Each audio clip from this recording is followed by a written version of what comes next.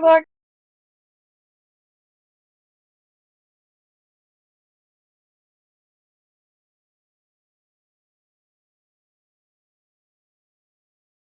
Is Tad imperial or metric? Does it have an H?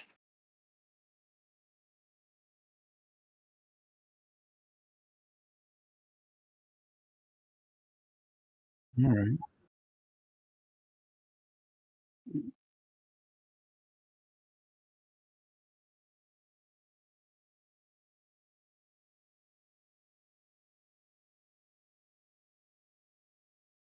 Hang on, guys. We're trying to figure out what the hell's going on because we're already in streaming mode. Is Tad imperial or metric? Okay, I heard my voice.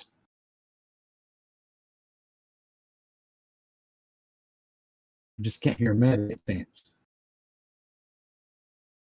Yeah, Green Badger and Tier both confirm they can hear me. Can you hear me? Can you guys hear Angela? Okay, and Zed. Okay, hang on. I might have accidentally. Okay, can you guys hear me now? All right, can you guys hear me now? Because, you know. I'm monitoring the chat, so I'll tell you when they...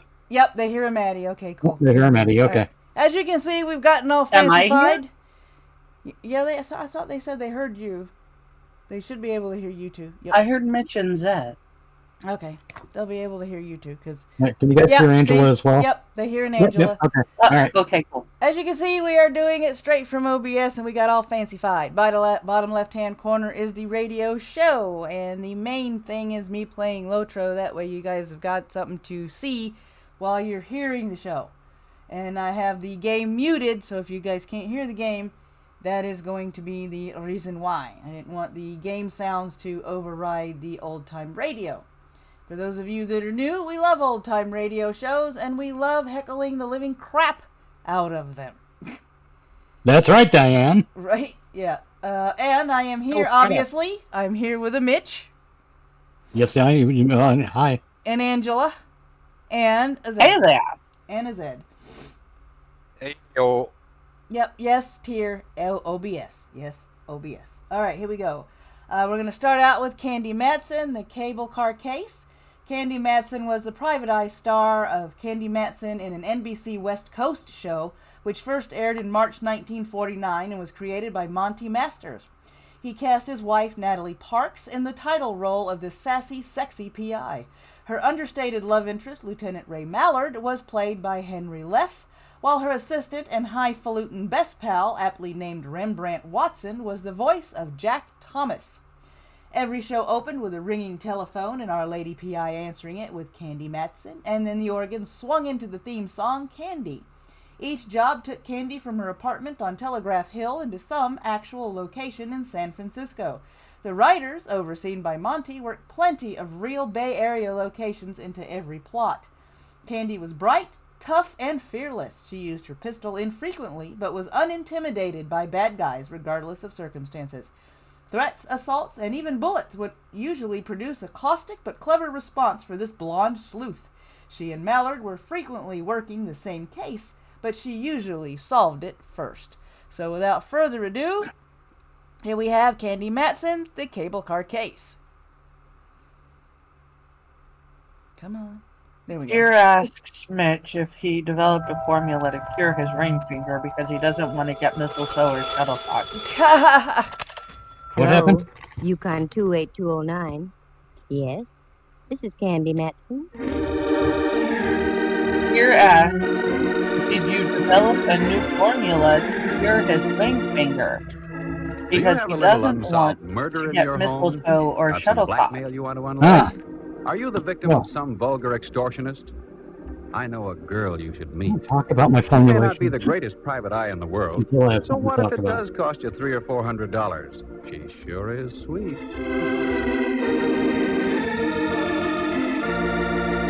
Okay. She's Alrighty. Are they using Hello. bad romance Matson. organ for a I reason? wasn't sure when I looked in the mirror this morning. Had a rough night, eh? Oh, there have been rougher ones. Look, voice, before you get caught with my receiver down, who are you and what do you want? As to who I am, you'll find out very shortly. What I want is you. How romantic, and over the phone yet. Let me finish. What I want is you to lay off that cable car business. Oh, that. Well, I'm afraid I can't. You see, I Oh, was good, we sitting started in beside the him when middle. they discovered his transfer had been punched sort of permanently. Sort of permanently. Ooh. Da da da. Da, da, da. You gotta love a That's smart how ass things female happen detective. with me. I get into the craziest routines.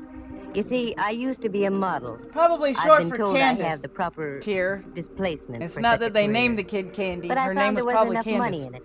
A girl has to maintain a nice apartment on A Telegraph model Hill, with a keep face enough for clothes radio. to highlight the Or candor. displacement I mentioned, and also eat, doesn't she? Sure. So I turned private eye. You meet a better class of people, mostly named Rigger or Mortis. Now take this cable car deal. It's I positively like her already. But after all, this is radio. Actually, they're mostly named Divorce like to hear and how the whole Settlement. thing happened? Leave us trip along to Act 1.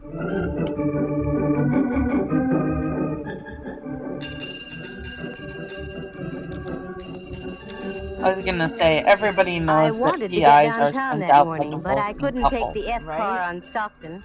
They were ripping up about 87th Street, which is par for the course. So I walked down Telegraph Hill and up to Mason. That's where the Bay and Powell cable car stops. All aboard! Come on, Lana, show that shapely ankle. We gotta make the Fairmont by Whitsuntide. Good Lord. The car was loaded, and so was the character next to me. I tried to budge into the seat between him and a fisherman's wharf dowager, but I couldn't quite make it. I'd forgotten my shoehorn. Say, pardon me, but would you mind reading your Wall Street Journal over that-a-way a bit? I'd like to sit in here. Oh, if you insist. A night of only. He budged his You're hip a incest. quarter They of an sound inch, and so I slipped in, enthusiastic, ready don't for he? my rocket ride over the hill and down into town. The trip, as usual, was uneventful. 3 smashed fenders and several choice words I'd never heard before, but I wrote them down. By the time our Prairie schooner reached the turntable at Market Street, the crowd on the car had thinned out. But Buster was still beside me, his head buried in common and preferred. Market Street. I started to get down. Hey, lady, take your boyfriend with you. We're heading back up the hill. Dancing on the car. No, too. He looks like the advance man for Lewis and Clark. How do you like that? He fell asleep over How his do you stuffed like bun. that? Yeah. I looked again. Hipsy wasn't asleep. Hipsy wasn't Hipsy asleep. was Imagine Oh, living with dead someone on who Margaret. talks like this all the time. Yeah. That kid grew up to be What Howard twist? Cosell. I, who always went on the prowl for a whodunit, get one literally tossed into my lap. He just hadn't gone out of this world serene-like. Oh, I'll no. tell you what, Jennifer, I would like to Slurp, engage slurp, in blood foreplay. trickling down his vest, just north like by it's- northeast of the equator. It's like a weird mix of After a half-hour wait full of questioning by homicide 50s lickmen, I knew my radio morning guy, shopping tour was Howard rained out. Cosell. And after all, I was and only Gilbert going to buy an Gottfried. emerald clip Right? to match the glint in my eye. I'm trying to Well, figure that out how was the she way. was basically I sitting knew in the this next dude's step. lap Grabbed and the didn't cab notice he home. got killed. Right? I wasn't long in waiting. She's Right kind of on. From the a night seat in before. that And if it was the place. right In that thing, it would case. be Lieutenant Tier, Ray stop Mallard being from a bitch. headquarters, I'm trying to daintily read my pressing newspaper. his cuticles against my apartment With buzzer. what arms, I Lich was boy? right. What? And then he I've goes, been who killed expecting Hipsy? Come on in, We're Mallard. still trying to figure that out. You've been expecting me. Why, Candy? I take it Naive you're little surprised rover that I'm boy, using you. Have a OBS drink? tier, that No, you're no, probably I'm going not to in want the my mood. help setting Just up your make it a stuff. double. Sit down, Mallard. Let's be civilized. Take off your hat. It is off. Oh? Oh, Mhm. Candy, for once I'm puzzled. You're just saying that. Yeah, because it's true. I've checked and rechecked. Yeah, No you matter better how many loose say. ends I tie together, I still get no connection between you and Dwight Ellsworth. You can't Right, get no Woodward? satisfaction. Ellsworth. Oh, sorry. Your extremely limp, oh traveling God, I just companion realized that located loose on end sounds like there's I something can wrong give with you your an hair. angle on Meh. that. Yeah? Yeah. The angle being that I didn't know him from But- Adam. but- Oh, Straight. I gotta go to How are loose Well, ends this different mediocre from dialogue split is ends? getting us nowhere. What did you haul your size 11s in here for? Oh, frankly, I don't know. Here, fill it up, will you? Well, you're not just going around in Right, circles I got now. You're dibs going on around in setup. doubles. Yeah. Like I've said before, Candy, you've got a pretty view from here. Oh? Wait till I turn around. I mean, from your window. Look at that ship down there, just docking. Where? Down there. There's Oh. romance for you. Probably Yeah, just what- in from the Far East. Here's your drink. Oh, thanks. You know, it is sort of romantic. Don't you think Never it'd be fun talks to jump about on a the far tramp like north. that and whisk off to the South Seas? Hmm? On a honeymoon? No. That's what I thought. South Seas. Mallard. Don't call me Mallard. Why not? We're just playing for ducks, aren't we? Oh, very Oh. crisp. Playing for ducks. Oh, Candy, God. Yeah, there's a duck and cover joke in there We got a somewhere. dead Yeah, man in well, our yeah. hands, She rooting really to did Probably fun. show Okay, up. I'm Hey, killing you Pat. for this appearance. He was sitting next to him. Sure, sure. Go on now, get out of here. What? You heard me. Lift your hindquarters and get back to headquarters. Candy, I don't like that look. You've got something on your mind. Yeah, but you wouldn't recognize it if I told you about it. One word of warning. Don't dabble. You're in deep enough. Got it? Got it. Here's your hat. Grab it. So long, Mallard. See you around a jailhouse sometime.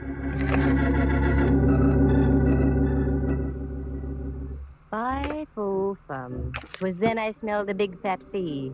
That great, big, kind of attractive Mallard. He missed the boat. Oh, he saw it, but he missed it. It was that ship he saw docking. That was the first time I came out of the dark since my Tunerville ride down the hill in the morning. I needed help, so I called She an say old friend of Tunerville? mine, if you can Right. call that help. Rembrandt Watson was his name. Green He was a Badger. There's photographer romance and for you. other Those two things. longshoremen He spent found most love. of his life in the darkroom dabbling with bottles. His negatives and prints were sharp. His thought processes not quite. But he'd given me assistance in the past, so I called him. Rembrandt Watson speaking. Photography, portraits, and camera work. Yes, Rembrandt, I know. Also available for gardening, janitorial service, and babysitting. Rembrandt, it's Candy. Especially if they're over 21. Who? Candy? Now you're tuned in. How dare you, baggage. I was experimenting with a new type of formula. 90 proof for 100. 100. And Candy, it works beautifully. There's a delightful little pixie in a pink ballet skirt in my living room. Well, leave her there and get over here immediately to my place. Take a cab. I'll pay for it. I'd much rather have a handsome carriage with a brace of chestnuts. You've got 'em in your head. Now just do as I say and get over here. I don't have a drinking problem. I've mastered that skill. Right. Yeah. Okay, Candy, I've shown up. Now what's next? Right. Float in, Rembrandt. Gadfriend. Where's the man to take me cloak, gloves, and topper? You're wearing a sport coat and slacks, and you know I have no man. And therein lies your basic trouble, my dear. You have no man. Now, Rembrandt. Every man should have a woman. Every woman should have a man. It's the incontrovertible law of the universe. Candy, you should have a man. You. Sure, I'm no longer a man. To your I'm janitorial straight, and transcending babysitting, the it's like a world doctor and doing Stop surgeries and transcending a moment catering, and come too. down to earth. We've got a job to do. Ronan, How pass the poetic. 100 How proof. idyllic. We've got a job to do. For money? Eventually. Oh, one of those. Very well, my dear. Oh, Bring me one up of to those. date. You did it then. I don't really know if I can or Talk not. about the Good. enthusiasm Then going I down shall the leave and tubes. return to me formula. Oh, no. What I mean is, the whole story is so fantastic you'd never believe it. I might. Try me, Candy. Well, I get on a cable Try me, car and Candy. sit next to a character reading the Wall Street A Journal. strange coupling. A cable car and the Wall Street Journal. Yeah. And when we get to the end of the line, my friend next to me is dead. Probably the ride down the hill frightened him to death. Uh-uh. He looked like a used punch board. He had a neat little bullet hole through his heart. Candy, my little ballerina friend in the pink skirt is more believable than what you just told me. I told you it was fantastic, but none know how it happened. Now, sooner or later, Mallard is going to come out of his fog. And when he does, I'm going to be out of a fee. A fee that so far doesn't exist, my pretty. It will, if my hunch is right. Now, here's what I want you to do. Go down to the Chronicle and get all the back files you can on Southern Islands Steamship Company. The Chronicle? A pleasure. I have a few questionable companions there who indulge in formulas. Stay away from those companions and just do as I ask. Very well, my dove. I go, but entirely against my will. And where will you be? Around town, Rembrandt. I've got to do some legwork. Dear, Let me save assure yourself, you, Candy, Rembrandt. She will leave you, you from being have boring just the because right you don't like equipment getting for shot it. at. Two. Remember, she's Oh, dating the quick, police quick, officer. Morgan.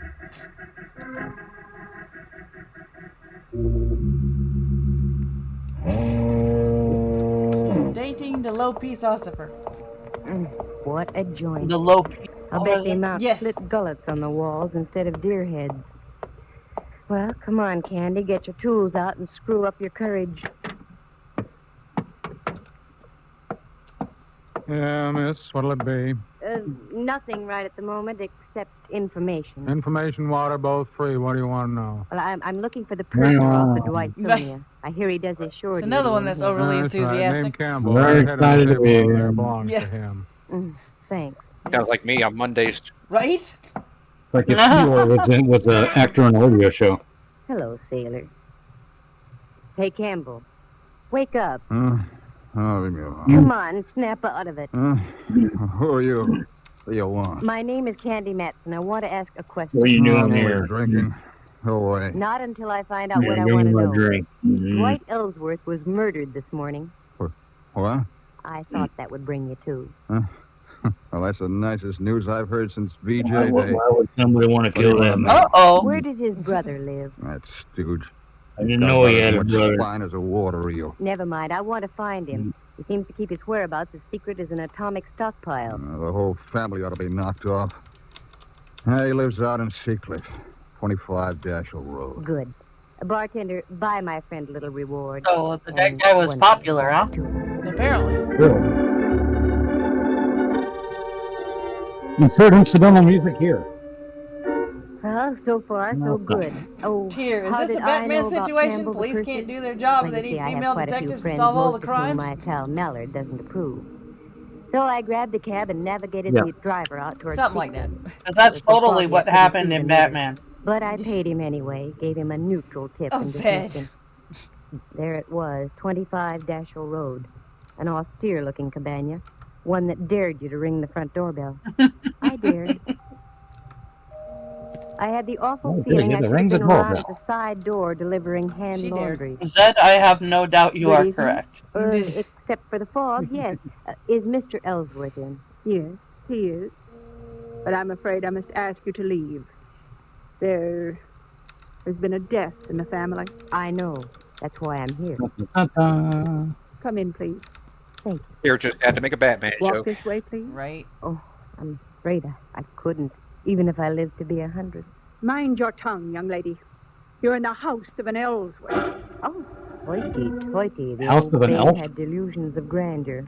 Well, no need to get uppity I with feel me. like I Ronan's mingled with talking about your royalty. game more I than once the played a show. bit part in a Rita Hayworth picture. But this old gal was At that really point, yeah. something. She couldn't have been more than 45. If I remember correctly, yet looked Lowen's like a guardian, something out not of a the barracks champ. of I just have Wimpole him Street. dual wielding for now. She ushered me into a large-ceilinged living room, and there on the divan was my boy, his head lowered into his hands and quite obviously... Now I'm curious about what Tier said. No, Roger, this young lady is here to see you. I don't believe you mentioned your name. Yeah, he Candy retracted that. Hey, you, what'd you retract You that in for? shipping, too? Of a sort. Oh, this is my wife, Miss Matson. World's You'll pardon me if I don't seem bitchiness hospitable, detective, but huh? My brother was... Okay. The word is bitchiest tier. I think it was, yeah, I was going to say, I think that's a Hey, he's typo. at work. He's doing what he Don't can. talk to her, Yeah. Roger. I don't trust her. This whole thing is a threat of some Yeah, kind. if I No, type it's not. knows I'd have It's a typos business too. proposition. Yeah. I'll come right to the point. You see, Unless Tell you what, Tier's man, after I talking get about older, I his get more job. typos. It's freaking me out. One of those persons. It is very Put possible your Tier's nose talking back about his down, job. Mrs. You get a lot of people I bitching want to at you get the when you show on do the his road. job. Yes, I'm Yeah. a private Yeah, that is true. and I'm in a spot, too. The police think I'm connected with the case in some way, so I'm here for a double purpose. I'm listening, Miss Matson. Roger, I forbid you to speak with this woman. Too late, Mrs. Ellsworth. Now, this is it. Forbid you to speak I'm to in this business to make money. woman. Give me a check now for $300, and I'll find out Do who you have a killed your problem brother. trying to And figure I'll out she's a also woman? clear Damn. myself. Roger, I'm warning you. She had to remember it was a You want to radio see show. the killer of your Right. brother brought to You justice, need don't you, swag Mr. up. Ellsworth? Don't you? Yes. Here, I I'll kinda make wanna- the check out right now. Look at this whole show and Just make see it about extra making a candy TV Matson. show. Payable today. Right? See what they would do A with that. lovely collection of guns you have, Mr. Ellsworth. You I kind of hunt hate my- the fact that the sad part Oh, was that yes, a sponsor, yes, a my permanent wife and I sponsor, are never quite picked fond them of up, and that was the shooting. only reason the She's show an got excellent canceled. shot. Right. There you are. Thank you. That's awful. I'll be in touch As far with you as time, it sometime was tomorrow. voted the most popular radio show in San Diego. Mr. Reed didn't say a word. She just stood there against the fireplace and shot sparks through me. After I waved the check in the air a few times to dry the ink, she showed me to the door. I have to Very say clever, aren't you? that I love Taking that advantage Tier's of a weak-willed talking about man. her being I bitchy wonder who made him that when way. she's no Don't different than any cash of the male that check. detectives that we've I mean seen. Right? On the show. Cash that check. Mrs. Ellsworth, $300. I need the It's money. literally badly. just that it's I coming need some from a new woman. rolls for my player Well, yeah, piano. she's not even this is wholesome, if you know what I mean. I buzzed back downtown. I I wanted didn't really to cash catch that that check in a much, I'm hurry. sorry. I knew of only one Oh, person who would give me the crisp green at that I'll hour of the place it night. otherwise. Uncle She's Charlie, not coming an across honest as miller who Melly ran the Olsen chase room. Uncle Charlie, in the strict sense of the word, from Little was a House on the Prairie. gentleman. Yeah, So with a tender she's little not pat on my cheek, he being cashed the bitchy. check, She's and I went up being Telegraph snarky Hill like and the home. rest of the All of a detectives sudden, that my eyes smart and a ass. couple were of on the averted radio looks. at the time. Oh, my lights were on. She's basically doing what we do. Yeah. Did the organist Who's get in jump here? scared? What happened? All right, speak up. Yeah. Candy, the light of my She's life. creating a Oh, moniker for Rembrandt, Zed. you gave me a scare. You don't scare easy What? either, Candy. The organist Something on your tripped. mind? And Mallard. Well, how ducky, a midnight soiree. What goes on here? Well, that chicken you Yeah, had in the that's what a icebox stupid is map. delicious. Was delicious. Looks like you've done everything but eat the bone. Your vintage is Yeah. superb, too, Candy. Carmen San Diego was a No, criminal, come not on, a what gives? detective. That's my line, Candy. Right. Here. What gives? You're in on Are something you I want to saying know she about. went Mallard, believe me, it's to nothing. the other I'm just side trying to because parlay she a couldn't couple get a of sponsor? Tall Husky. Look at all those clippings on I the don't know South what Sea he's Island trying to Steamship say. Company. What are they for? I meant to tell New you, head Candy, cannon, she I had couldn't get a remarkable sponsor and success became down at the Carmen San Chronicle. Diego. There's Yeah, everything you okay. want on that steamship line. Oh, Rembrandt, did you have to tell the whole world? Candy, you chide me unnecessarily. I merely had the clippings on the table when Hawkshaw here walked in on me. Okay, Candy, take it from there. I can't tell you yet, Mallard. Nothing makes sense yet. I've got about 4 loose ends that need tying off. If I'd only put 2 men to following you, I'd save myself a lot of grief. 2 days, that's all, Mallard. Just give me 2 days. Save myself I think a I'll lot have of it grief. for you. All right. But don't forget, the boys down at Kearney Street headquarters Yes, don't love you the way I do. Tear. 2 days. No more or less. I gotta go. Thanks for the foul, chicken. Very gay. Here, Rembrandt, here's $50. Very gay. Yeah, Say she my said very word. What's Oh, all okay. this talk about a recession? Go on and take it. Go Just for a someplace second, I and thought we were in visualize the contemporary era. gay. Nope. Apparently they used it as slang back then too. Well, yeah, but entirely different meaning back then. Yeah. I whipped through the old Linguistic newspaper clippings. fun. It was all there. Fire at sea on Ellsworth ship. 2 seamen lost off Ellsworth ship near Honolulu. South Sea Island line ship loses rudder in storm. On and on it went over a period of 3 years. I threw the papers back on the table, helped myself to some of Rembrandt's formula, turned down the lights and went out on the porch. The bay was dark except for an occasional path of light from a passing freighter. Formula J.K. I sat down Daniels. to think and think. Then, quick, just like that, 2 little tumblers and my mind fell into place. Only one thing to do, and that was to do it the hard way. The next morning, just as the ferry building siren was announcing 8 o'clock to downtown San Francisco, I got Rembrandt on the phone. Candy, what on earth are you calling me for at this hour? Can't help it. There's work to be done. I did my work last night so extremely well that I'm just going to bed now. Sorry, you'll just have to delay your sack time. Meet me at the corner of Mason and Union in 10 minutes, right where the Sack cable car time. stops. Sack time. Now, what are we going to do? Yep, We're that's going the to double take the cable entendre. car ride. What? One of those bouncing, jerky little contraptions? Not the way I feel this morning. Oh, yes, you are. Union and Mason in 10 minutes.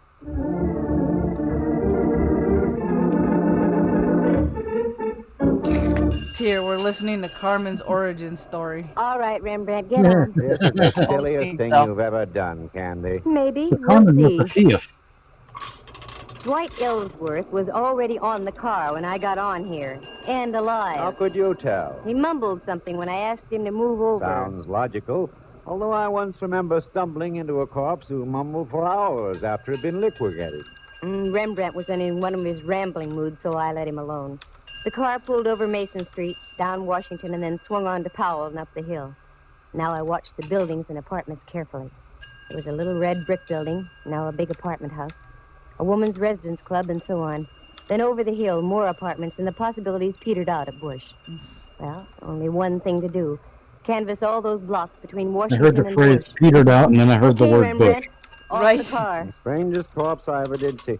What'd you say, Candy? Off the car. Come on. Now what? I just want to get to bed. Well, not for a long time, Boy Blue. Now, here's the pitch. You take Now, this getting to building, bed and before I'll it take the peters next. out. We'll Friday. alternate as we go along. Ask if a tall woman with a horsey face and dressed something like Queen Victoria ever lived around here. Oh, Candy. I know it sounds wild, but it's got to be A done. horse with a tall face and dressed something like... Oh, Rembrandt, look at me. Get that smoke You're out of looking your for King brain. Carr? A tall woman with a horsey face and dressed something like Queen Victoria. You got it? Tall woman Got with it. a horsey Okay, face. get going. Does she eat a lot of hay? It was slow. No, and she just was tiring. ridden a lot. No, Must have oh. hurt you was playing the A field. tall gal Oh, dressed no, like Queen man. Victoria. Oh, sister. That was Tear. about He mumbled, Carr. "Can a man No, die in peace nobody while like reading that the ever lived paper?" here. Oh, Are it you was my positive? partner that A killed dame me. who fits that description? Yeah, I'm positive. The morning wore on, and so did we. We were over An on the other side of entire California something. Street now, so we stopped and had a bite to eat.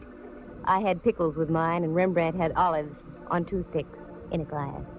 And again, we picked up the hunt. My heart was suddenly making with a Roomba. There, just on the other side of Clay, in front of a 3-story red brick house, was a police squad car. There was a little knot of people gathered around.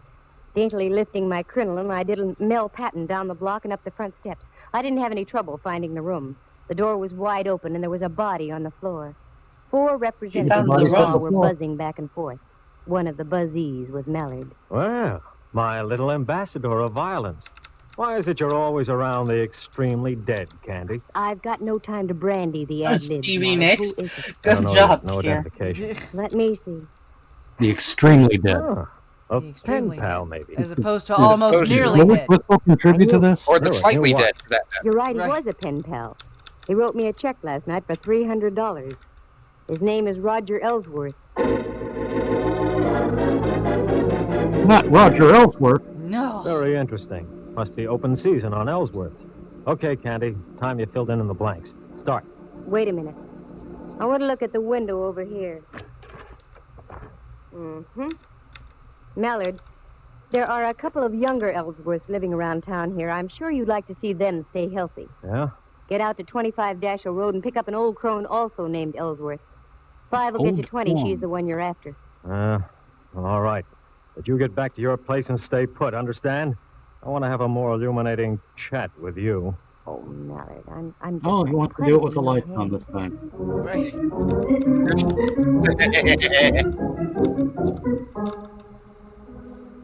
The moon was coming up over Diablo and spraying a path of silver on the bay. Still no Mallard. I wondered what could be wrong. He probably fell asleep. This was it. He said he was This tired. is Hung over, get up again. I mean, you're not letting the poor man sleep. with a Shit. horsey woman? Oh, Rembrandt. Candy, I'm so mad at you, I could... Oh, what's the use? Now I what's the could matter? What in the radio Matter, show? she says. I've been roving all over Powell Street, ringing doorbells. Where did you go, you traitor? Oh, Rembrandt, I'm sorry. In the excitement, I forgot all about you. What excitement. There's been another murder. In a moment, there's going to be another. I'm looking right at you, Candy. Oh, cool off. Have some formula. To the and moon, stop Alice. reporting Right? speed. Yeah. What was that? Your window, Candy, it just shattered. What? Oh, wait a minute. That window didn't shatter by itself. Quick, get the lights, Rembrandt. No Now get kidding. down here. What sort of a silly game are we playing now? This isn't a game, believe me. Candy, Not like Cabo. Candy, are you all right? It's a sniper. Gumshoe. Yes, I'm all right. Where are you, Mallard? Over here, 2 houses over. We've got your girlfriend trapped on the roof next to you. Don't move and stay covered. Okay. All right, Mrs. Ellsworth. Are you coming down peacefully, or do we have to play cops and robbers? I'm not coming down until I get that Candy Matson. She did it. She forced me to kill my own brother-in-law. Oh, yeah, I'm Loosen her sure own she way. did that. Okay, loosen her up a bit, boys. So totally sure. Isn't the 4th of July? Keep your head down, Rembrandt. Oh, step up with up. Ready to come down, The Mrs. worst Ellsworth? gunshots I No, ever I'm played. not. Right? That hateful woman. She's ruined my whole life. All my plans. Lady, you're squeaking. Because of her Calm snooping down. and crying. She's going to Well, die. she wanted to I sound know. hysterical. She nailed it. Yep.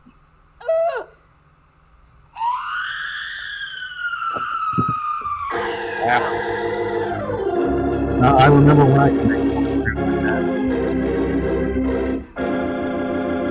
One of these days, Candy zip boom bow back to NYC. It was a Here. miracle, Candy. You must have moved slightly just as she shot at you. Well, it was too close, I can tell you. She's dead. Oh, decidedly. I think she was dead before she hit the ground. That one shot got her. We went out to her house, and she was just driving off when we got Look, there. deservedly and Up North unreservedly Beach, lost dead. her for a block, and then spotted a car at the top of the hill here. We arrived just as she was getting on the roof next door. Okay, now you tell me your little dream. Well, it was that ship docking that set my wheels going around. The name Ellsworth started burning in back somewhere. Mm-hmm. You saw the clippings we dug up. Yeah. The South Sea Island steamship lines were slowly being sabotaged. I did some checking, and I found that Did the she say insurance sabotage? companies weren't Yeah. going to renew. She said sabotage. I don't know why I didn't tie that Said in it was sooner. sabotage. It's just that you have too many things on your mind, Mallory. Sabotage. I went out to the place on Dashiell Road, and when I left, I was pretty sure the old girl had knocked off her brother-in-law. Why? Well, for several reasons. One, she was a venomous old witch. Two, you've never seen such a collection of guns in all your life. And her husband admitted she was a darn good shot. I also saw one little pot gun that was very interesting. It had a silencer on it. Uh-huh. That was the one she used on you tonight. And also the one she used on Dwight Ellsworth from the window of that apartment where you found her husband. How do you know? Go back there. You'll see a nice little bullet hole in the curtain with burned powder all around it. Now, don't tell me that... Yes, I'm telling you that she rented that place knowing that her brother-in-law always went downtown on a certain cable car. She waited that morning until we were riding by, and she plunked him. I have now heard everything. And the reason? Dwight Ellsworth, rather than fighting the insurance companies, had decided to sell his steamship line. But the old gal thought she'd beat him to the punch by knocking him off. The steamship company would then fall into her husband's hands. Yeah. What about her husband? Well, after he gave me the check and I left, they evidently had a fearful row, and she spilled the beans. Somehow she lured him down to that place on Powell and gave him some lead poisoning, too. And that's all there is to it. Candy, I wish you'd have told me all these things earlier. We might have been able to save the life of Roger Ellsworth. No, it wouldn't do any good. Because if she hadn't killed him, I was going to. What? Mm-hmm. While I was waiting for you to get here, the phone rang. It was Uncle Charlie, the honest miller. That no-good Roger Ellsworth. His check bounced like a brand-new golf ball. What's so funny, Mallard? Listen in again to the further adventures of Candy Matson, Girl Sucker. Oh, girl sucker. He nay called her a sucker. Nowadays, that'd have a completely different meaning. Yeah. Wait. No kidding. Yeah. Oh my goodness. Okay, so that was Candy Matson. What do you guys think? We know how Tear thought about it. I didn't think it was bad at all. Okay. I enjoyed it. Cool. How about you, Zed? I liked it. I don't know how to describe it. It's like you wouldn't think that there would actually be any heroines back in that era that are that capable. And snarky. Exactly. Yeah. I like her. They're everywhere, man. Yep. What do you think of her, Angela? Did we lose Angela? Still in voice. Muted. Unmuted again. I liked it. I thought it was awesome. Okay. Zed, if you have not, could not think of female heroines at that time, you need to read some Nancy Drew and some Trixie Belden. Not to mention that reminding me old about Nancy Drew. I couldn't remember what decade she debuted. the original Shazam serial from way back when too. Yep. The lead, I can't remember the character's name, but because it was a one-off. But she was she took all kinds of chances. She was a real go-getter. Yep.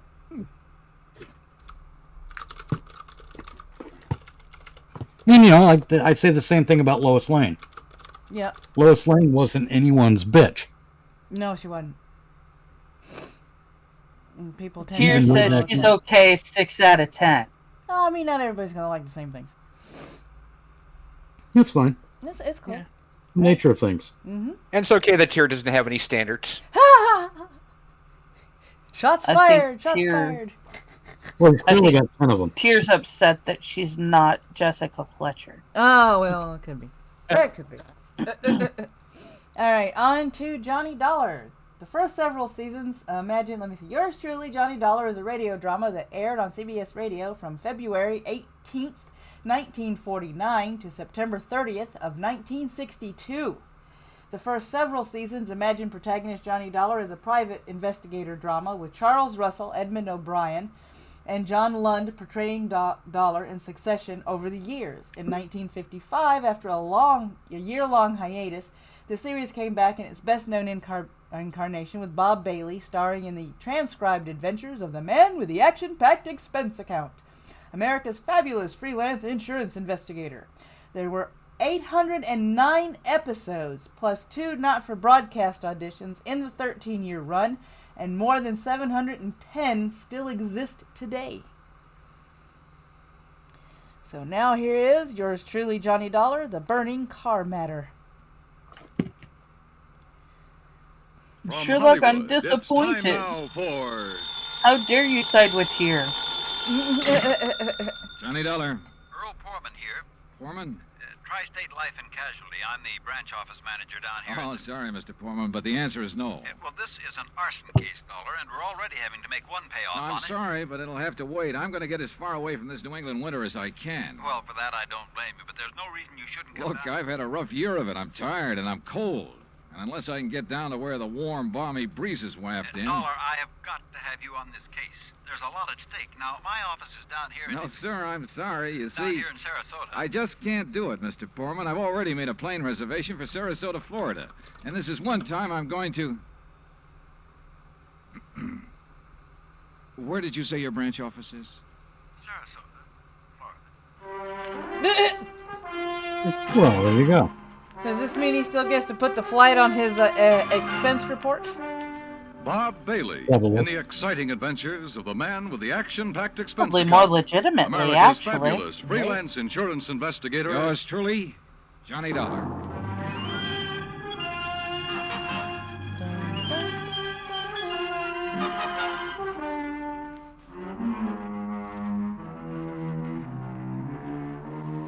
Expense account submitted by Special Investigator Johnny Dollar to the Tri-State Life and Casualty Insurance Company, Home Office, Hartford, Connecticut. Following is an account of expenses incurred during my investigation of the burning car matter. Expense account item 1, which I thought I was going to have to absorb myself. $129, transportation and incidentals to Sarasota, Florida. It was nearly 5 p.m. when I got there, so instead of checking into a hotel, I taxied, that's item 2, $1 even. I taxied to Earl Foreman's office. $1 for a taxi. He turned out to be a tall, lanky, easygoing fellow with clear blue eyes and a ready smile. Sit in an office and talk business this time of day? You're in Florida now, Johnny. Well, I thought from your call this was a pretty urgent matter, Mr. Foreman. It is. Arson, you said. Yeah, probably, but here's no reason we can't go out to my little shack on the quay and be comfortable while we talk about it. Besides, Michael wants you for dinner. Mike? My wife, Gertrude. Oh. Come on, my jalopy's right out at the curb. Come on, Johnny. His jalopies. Foreman was a misnomer for this man because his jalopy turned out to be a spanking new Cadillac, complete with air conditioning and all the fixings. And That's the shack, a jalopy. anything but. It was on Nice. Salaman's Key. Oh, that's across perfect. I want a Bay jalopy mainland. like Beautiful that. Me two-story too. concrete and stucco job. The big yard Jet- backed on a quiet Tesla bay, needs to near release tied a up in vehicle private called dock the was a Tesla 24-foot lap Jalopy. straight speedboat, ideal for fishing the Gulf of Mexico. But it's, you know, it's an electric car, but it's Yeah, but it's it's charged very to your stylized. company, remember? Right. Hey, What do you there call she it? is at the door. It'll come to me. Hang on. The big, fat, overbearing broad I'm married to. The big fat This was overbearing not coming. broad. Wow. Well, Earl's wife standing in the doorway was the cutest little trick I'd seen in a long time. Petite, pretty, and blonde, and with eyes that you notice right away because they Guys? were almost green. Eyes that suddenly We narrowed as she looked at understand me, what and I wondered why. common names and monetary Right. units are in Insurance other countries. investigator down here looking I at those think files. we're okay. Any objections? No. No, of course not. Just set your bags here. in the And they're hall, going to Johnny. continue. All right, thanks. And wouldn't you like a drink after your long trip? Yeah, and you can get me one, too. Scotch, Johnny? Martin's VVO. Oh, great. With soda, please. Sit down, sit down. Thanks. I take it Mike isn't too interested in the insurance business, huh? You know, she used to be a singer, dancer. Oh, well, this is a little different. But now, tell me all. Well, actually, I guess we ought to wait until Arnold Carr gets back. Carr? Carr Brothers. Huh? Lumber Enterprises. Arnold runs the business, and his brother Edward, well, Ed just shares the profits. Real black sheep of the family, from what I've been able to learn. Oh? Anyway, they have yards all over the state. There's one here in Sarasota, one up the coast a ways at Fort Pierce, and still another at Arcadia. That's about 40 miles inland, just east of here. And there was one up in Orlando. Was? Completely destroyed by fire a couple of weeks ago.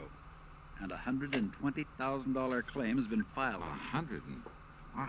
That's where Arnold Carr is then, in Orlando, trying to clear things up. Here's your drink. Oh, thanks. Here, Earl. Yeah. Well, to the gods and goddesses and... Sylvester Nickel. But shouldn't I be up in Orlando then? Arnold's on his way back here now. He lives here. He just went up there to arrange for clearing off and selling the property. You mean he's planning to just pocket the I money? am absolutely if Tri-State sure, pays off. dear. Right. We're good. But I take it you suspect arson. Yes, Earl suspects arson, Johnny, and so does Arnold Carr. At least he says he does, but they have no reason. No?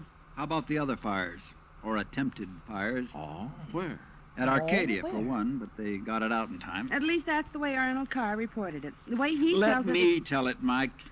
Oh. There was another at the yard Wow. here in Sarasota. Just Arnold cut her himself off. discovered Okay. it one night when he was just driving around. But nothing to indicate it was attempted arson. No, Well, and the authorities up in Orlando found no indication of it there. Mike, you know as well as I do that a lumberyard fire will obliterate signs of arson better than any other kind of fire in the world. Yeah, but she has a point, though, Earl. Unless there's some evidence of arson. Of course. Yeah, why send for me? Well, mostly because... Actually, because Arnold Carr suspects it. But he's given you no real reason. None at all. I think he has a real reason, but he just won't tell us. Wait till you see him. He's going to call when he gets in. We'll run over to his place on Longboat Key. What about his brother? Edward, did you say? I've never met him. He's always stayed in Orlando. I was wondering if he might tell things that Arnold is holding back. Edward Carr wouldn't know anything. You can never be too sure. Look, why can't you agree with me for a... that must be Arnie now. Excuse me. Hello. This is Arnold Carr. Oh, hi, Arnie. Johnny Dollar arrived, so we'll be... Well, here, I'll let you talk to him. Here, Johnny. No. Okay. No, Earl, listen. What? I told you before it was arson. It was arson again tonight. Tonight? What's that? Arcadia just went up in flames, the whole yard. Good Lord.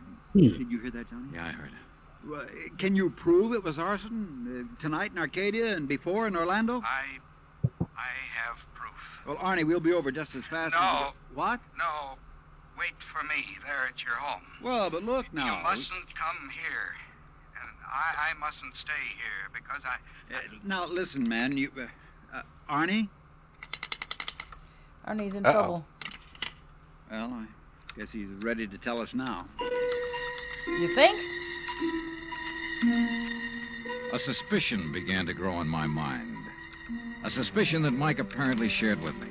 That Arnold Carr himself might be responsible for the fires. After all, he was the only one who had seemed to know about the two unsuccessful attempts. He himself had planted the idea of arson. He'd lost no time in filing claim for the Orlando burnout. But Earl said I was wrong. Arnold was too honest a man. Earl had also said we were only 15 minutes from Carr's God, home. Arcadia, what will So the when fate half an hour do? passed, Someone we call called him King back. Oberon. Got a busy signal.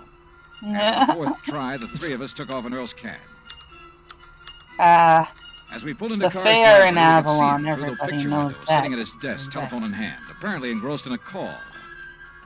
Then, as we walked up to the door, I noticed something else.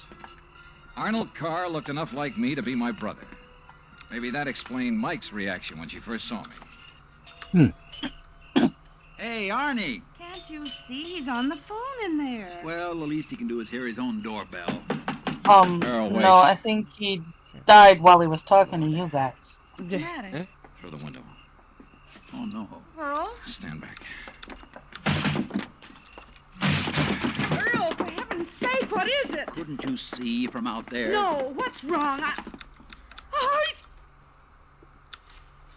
Well, Johnny? I think he's dead. Right through the forehead, Earl. Looks like a 38. Before I could stop him, Earl took the phone out of the dead man's hand and called headquarters.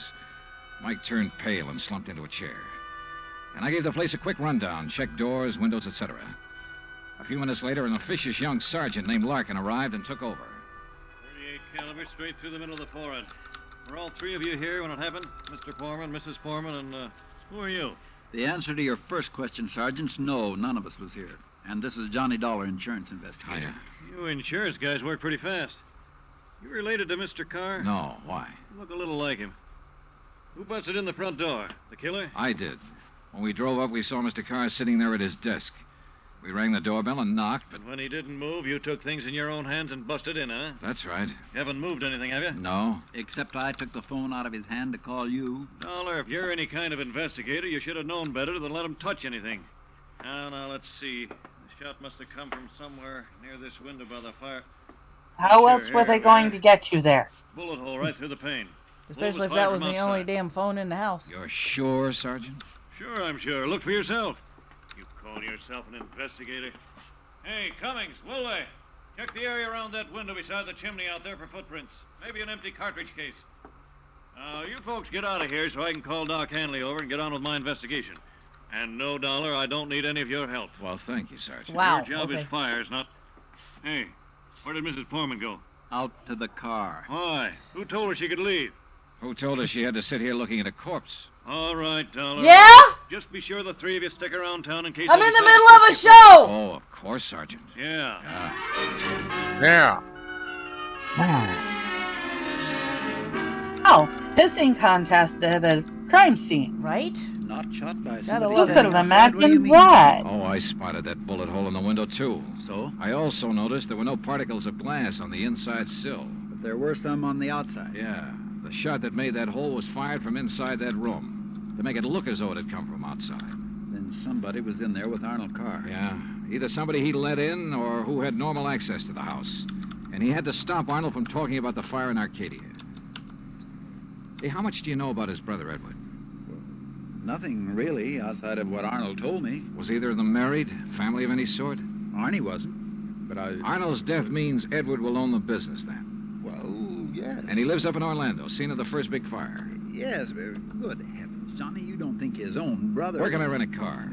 Take Mike's Chevy. It's in the carport at the house. But what are you going to do? Drive up to Orlando by way of Arcadia.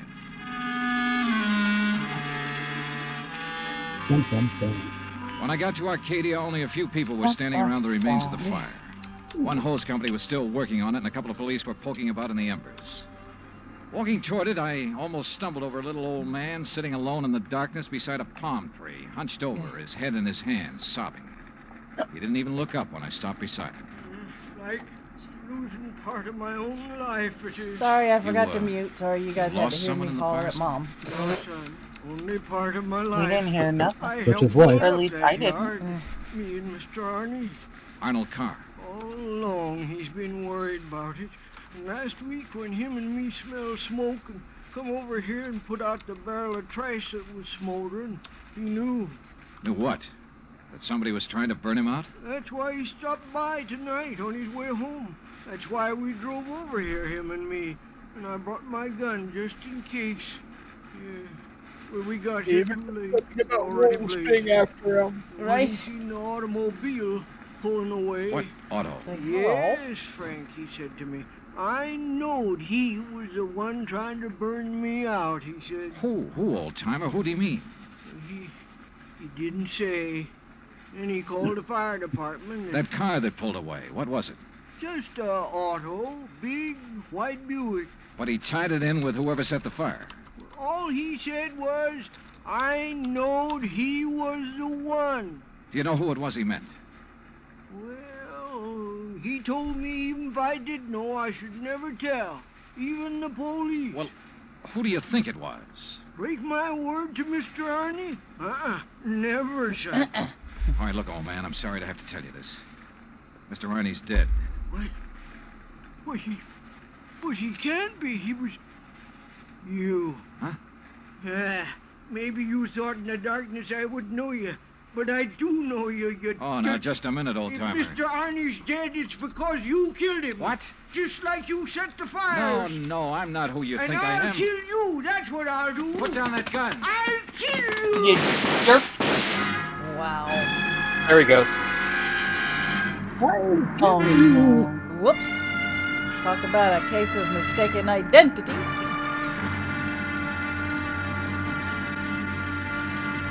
Did he just kill Johnny Dollar? Act 2 of yours truly, Johnny Dollar, in just a moment.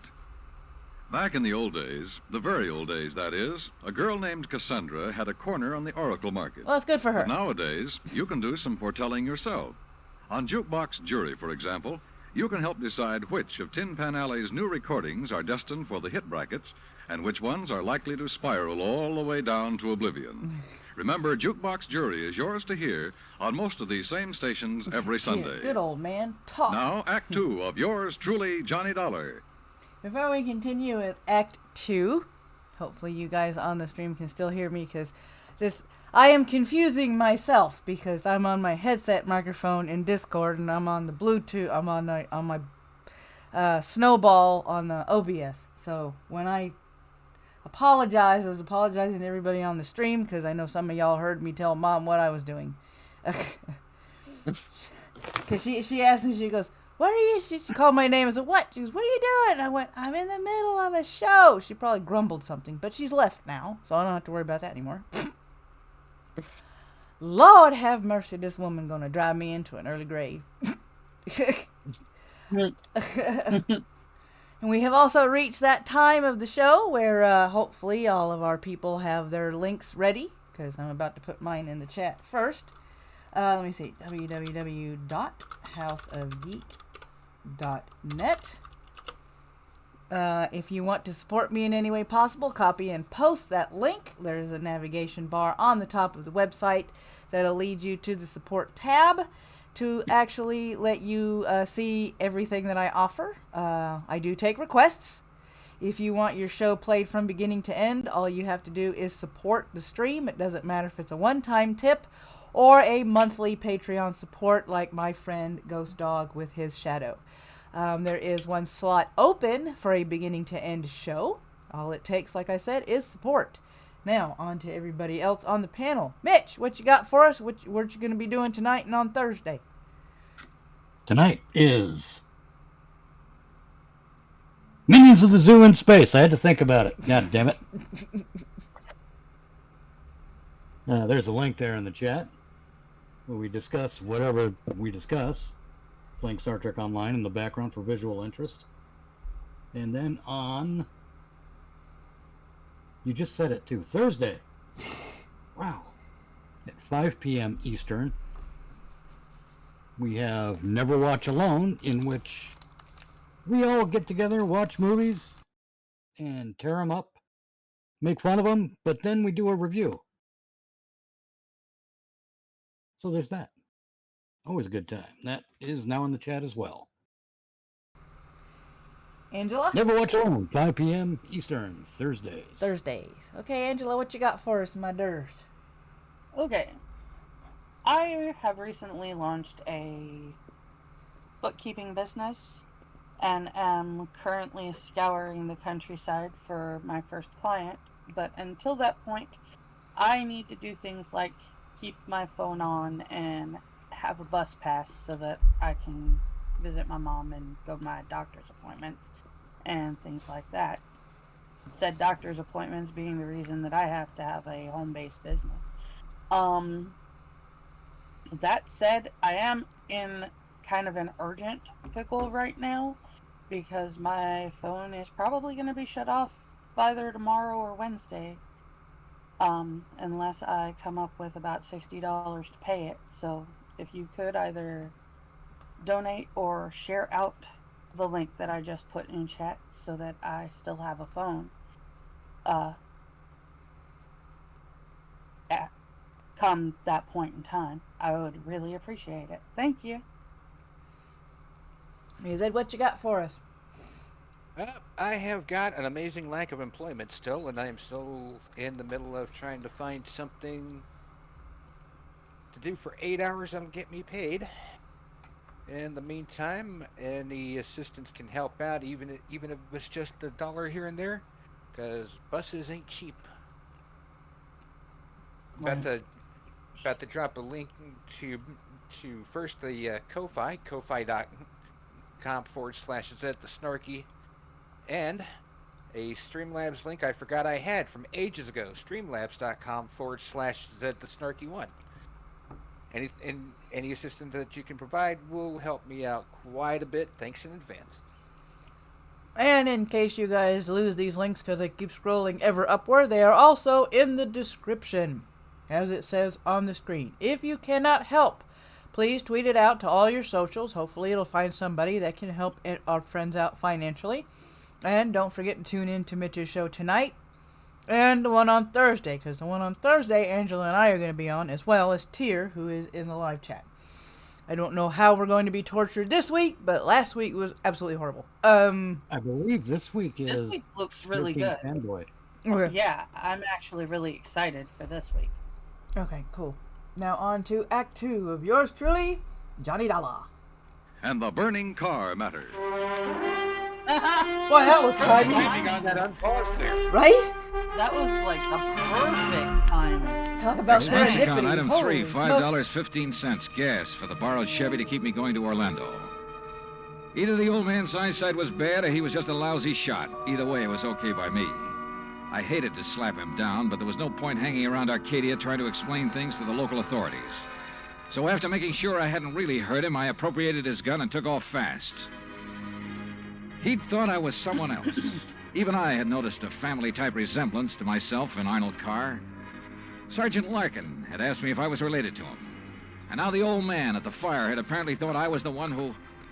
Oh, well, I'm afraid I made the rest of the trip to Orlando in somewhat less than legal time. And at police headquarters, I barged into the office of Lieutenant Cal Hudson without bothering to be announced. Well, I guess you didn't kill Johnny Dollar. Sit down while I finish up a report, Mr. Carr. Panina, Thanks. good thing I didn't jump into VC. I'm trying to reach you, but we got no answer to the phone at your house. Well, that's very interesting, Lieutenant.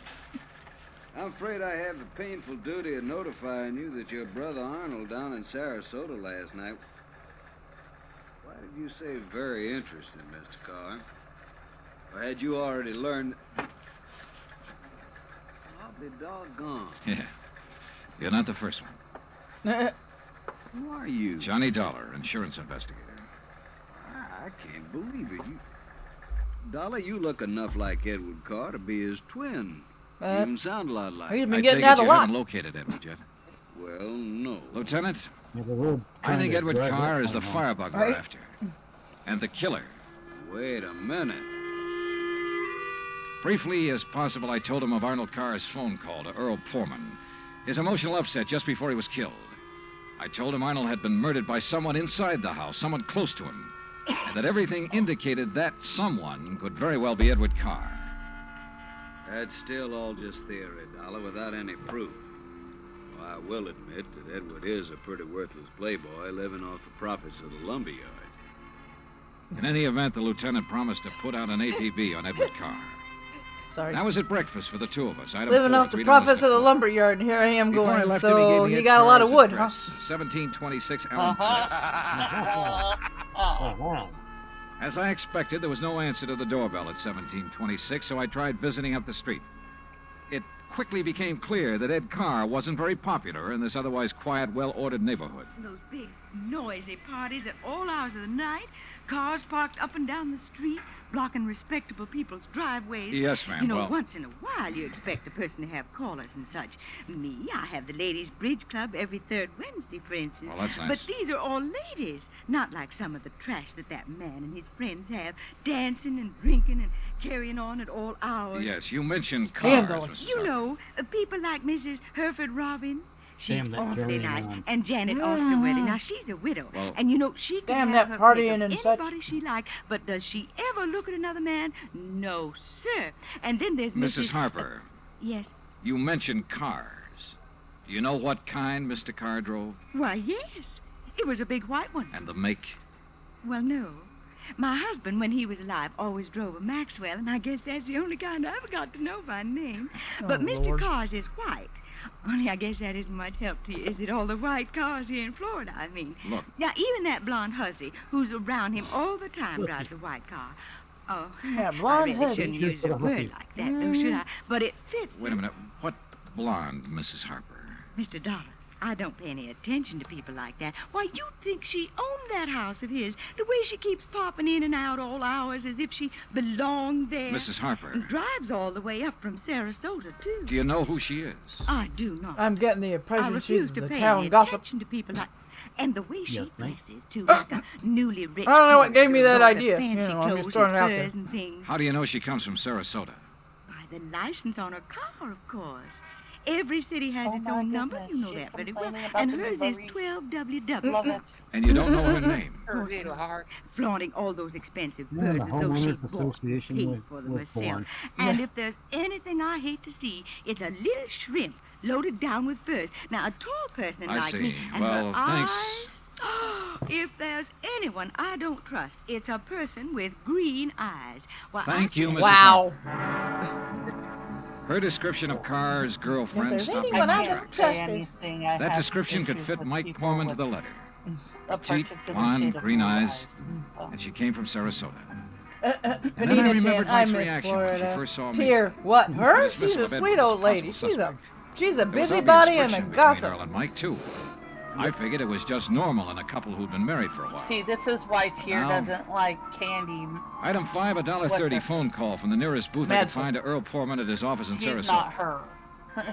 She's not this little Well, do you know where busybody Mike is? ditty. When I woke up this morning, I could hear her talking to her girlfriend Betty on the phone downstairs. Betty? Betty lives here in Sarasota. They used to be on the stage together, sister act, you know. Yeah, well, Well, then when I went down for breakfast, she was gone. Took my car, too. I had to come here to the office in a taxi. yeah, well, okay, Earl, thanks a lot. Hey, now, wait a minute. How are you doing? Found out anything I ought to know about this? Well, I don't know. I got shot at earlier because somebody keeps thinking I'm No, somebody Earl, I'm not. Nothing that you need to worry about. Yeah. I sat down at a corner drugstore. That's item 5, 80 cents, over a sandwich and a Coke to try to think things out. But I'm afraid I didn't like anything that I thought. Finally, I drove over to Allen Place again. I parked a couple of blocks away and walked to 1726. I rang the front doorbell, knocked a couple of times. Then I slipped around to the back door, finagled a lock on it with a little celluloid pocket calendar. Here, blonde finally with got it green open. eyes. Oddly specific thing to I hate. left Did it you open hate for someone the sake blonde of a with green quick eyes and it ended such became badly? necessary. But I guess that was a mistake. For a couple of minutes later, as I rounded the corner from the den into the living room, I felt the barrel of a gun poked into my back. Out of town, huh? Now, wait a minute. Don't move, Eddie boy. Trying to stall off pay me the $5,000 by saying you're going to be out of town, huh? Okay, so you think I'm Edward Carr. You kidding? Don't you know what happens when somebody tries to stall me? This. I don't know exactly how long I was out, but when I came to, it was dark. Except for the glow from a streetlight outside. And what roused me was the sound of footsteps, feminine steps, cautiously entering the back door. Then, briefly, silhouetted against a window, I saw a trim, petite figure that was all too familiar coming toward me. And she saw me, too. Darling, you're hurt. What happened? Oh, what do you think? Who did this? Who struck you? You don't know? Yes, of course, it was Tony. Because you didn't pay him soon enough for the Arcadia job. Here, Eddie, let me help you. No, just let me rest for a minute. Panina, interesting format. thought Playing a that was radio Tony show I while passed also on having the road in gameplay. from Gives me an Sarasota. idea for something Why'd you similar, come over but from not old Sarasota? radio shows. More like curated music you'd be playlists here. for a Oh, fake why? radio show while gaming. So the police could surprise you with the news of your poor dear Mitch and brother's I, for a death. while back, were knocking our heads did you together come with our old group Because to I see if we could hoped come you'd up with come our here, I own guess. production company for for Waited radio until I shows. could raise the money to pay off Tony. You mean for killing Arnold, too? Of course. No. Mhm. Are you trying to say you didn't kill Arnold? But I saw you from outside in the Buick. You'd swear to that, wouldn't you? I don't know what to... Eddie, you sound like you don't trust me. We're in this thing together. Yeah, you sure of that? What are you talking about? Whose idea was it to knock off Arnold? But you had to. When he saw you at Arcadia, he knew that you were having the yards burned up. That's the way you figured it from the beginning, wasn't it? Now look, baby. First burn up the lumber yards and collect the insurance on them. Then convince me that you and I should have it all by putting Arnold out of the way. But you had to kill Ar... I don't understand you, Eddie. Yeah. And I wish I didn't understand you, Mike. Mike. Come on, let's turn on the light. No. No, if somebody sees us. Eddie, you... That's not Eddie. Why, you're not Eddie. You're that Are Johnny you Bello kidding, fellow. Mike? Right. Wait a minute, who are you? You're that insurance investigator, Johnny Dollar, that Mike told me. Let me out of here. Oh, no, you don't. You're staying right here. Mike Poorman's sister, aren't you? Well? Oh, sister. So we went to the sister act before she married that Poorman guy. Now, let me go. Not by a long shot. You may as well, Dollar. What? Eddie. Don't move, Dollar. Get his gun, Betty. Get it. Yeah, sure. Here, Ed. Good. Ed Carr, huh? That's right. You know we do look alike, you and me. Yeah, sure. Yeah, Enough sure. for Betty here to have told me Yeah, all I need sure, to know. Don't believe him, Eddie. He's lying. I heard, No, baby. Eddie, I thought it was you. Don't you see? Sure. Why'd you come up here anyway? Because Mike told me that Dollar was coming up here. You been shooting off your mouth to her, too? She knew about us. She thought you might have something to do with the fire. She was my friend. She was trying to get me out of this whole mess, and I wish I'd listened to her. Well, it's too late now, baby. Eddie, what are you going to do? Now I gotta get rid of both of No! you. And figure some way to shut up Tony's mouth. Ed, please! You know you'd never get away with it, Carr. Oh, no, I'll call him. That's what I'll do. Yeah, Betty, and he'll come here to Yeah, get his money. that's what Then I'll do. call the Yeah, police, see? I'll call him. Tell Yeah, him to come see? right away. Tell him I That's what I'll found do, out see? about you having Tony start the fire. What? That's right, that you had him burn up the yard so there'd be even more money for you to Yeah, fleet think from out me loud like with all a the dough you yes got and from me see. already. You're crazy, Ed. I'll tell the police to meet me here. And when they come in, Oh, no, it'll just not be crazy, time to Ed. see me kill Tony in self-defense. After getting here too late to save you, I'll tell them. You're out of your mind. They'll check that gun of yours so fast. And that'll prove it. Because the only shot out of my gun will be the one that gets Tony. This gun of yours is the one that's going to knock you two off. And they'll think it's Tony. Oh, Eddie, please, you're drunk. Are you crazy? Crazy to save my own life, to keep you and Tony and Dollar from putting a noose around my neck? If you think that harebrained scheme of yours will ever work, you're off It's your gotta rocker. work, because it's my only chance, so it's gonna work now. Here he goes. And it didn't work, because you can't kill the protagonist of the story. Oh. Afraid I was too late to save it, Johnny. Yeah. Oh, bummer. But Eddie I Carr did. will live to face a jury. You'd have gotten away with it, too, if I Brought wasn't you the here lead. anyhow. Right? I did, Johnny. Mike, stay there.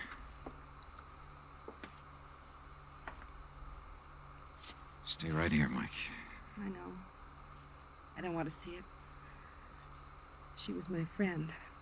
Where's Earl? I came alone. When I talked to Betty this morning, I knew your suspicions about Ed were right because, you see, I knew Betty and Ed were going together. Earl didn't know. Yeah. Maybe you better call him.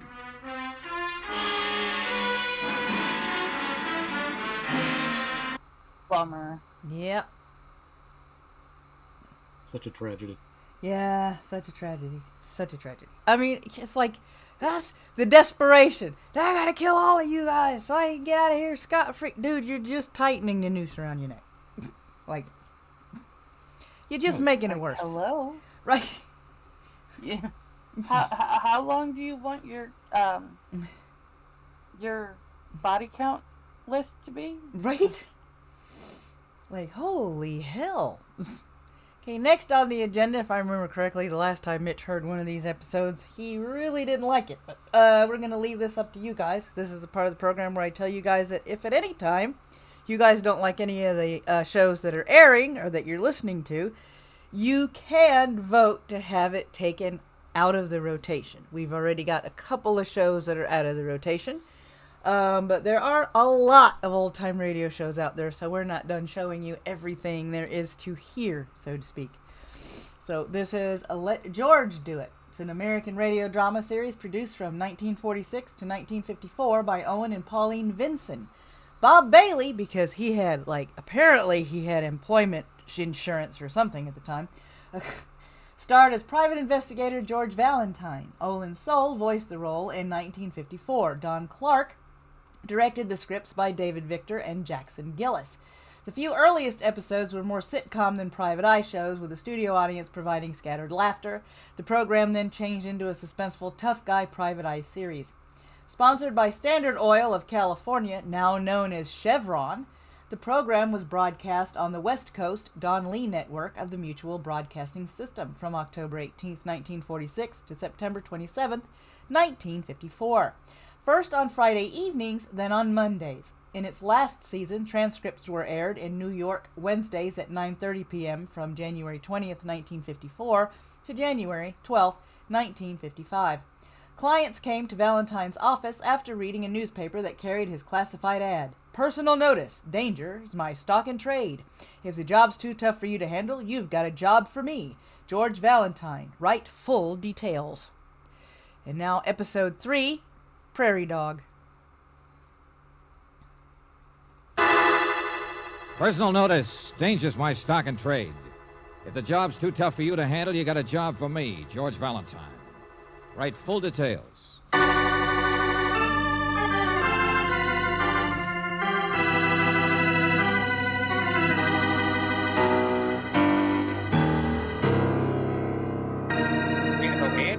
They went all out.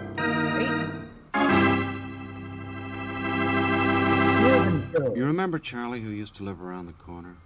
Poor fella. Always had a problem. He was forever trying to make square pegs fit into round holes. Nobody thought he'd do it. Then one day he did. He shoved his mother-in-law down the garbage disposal. But that's doing it the hard way. It would have been much easier to let George do it. At least George Valentine could have gotten Mama out of the house in one piece. Mother-in-law burger? Yeah, you never know when George will come Brown in handy. mother-in-law. Now take Jerry Mace, for instance. He's the guy standing over there on the crowded Talk about railroad not liking your in-laws. Holy He's hell. waiting to catch a train home to wifey. But I don't think he's going to make it.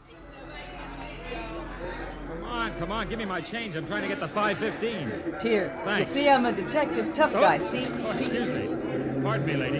Yeah. Excuse me, that's my...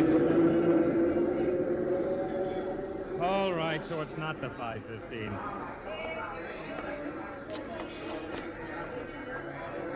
Well, look who wants to read the newspaper. Who's following who, friend, you or me? Come on, loosen up, what are you... Hey, look out! Let go of my... Well, somebody did.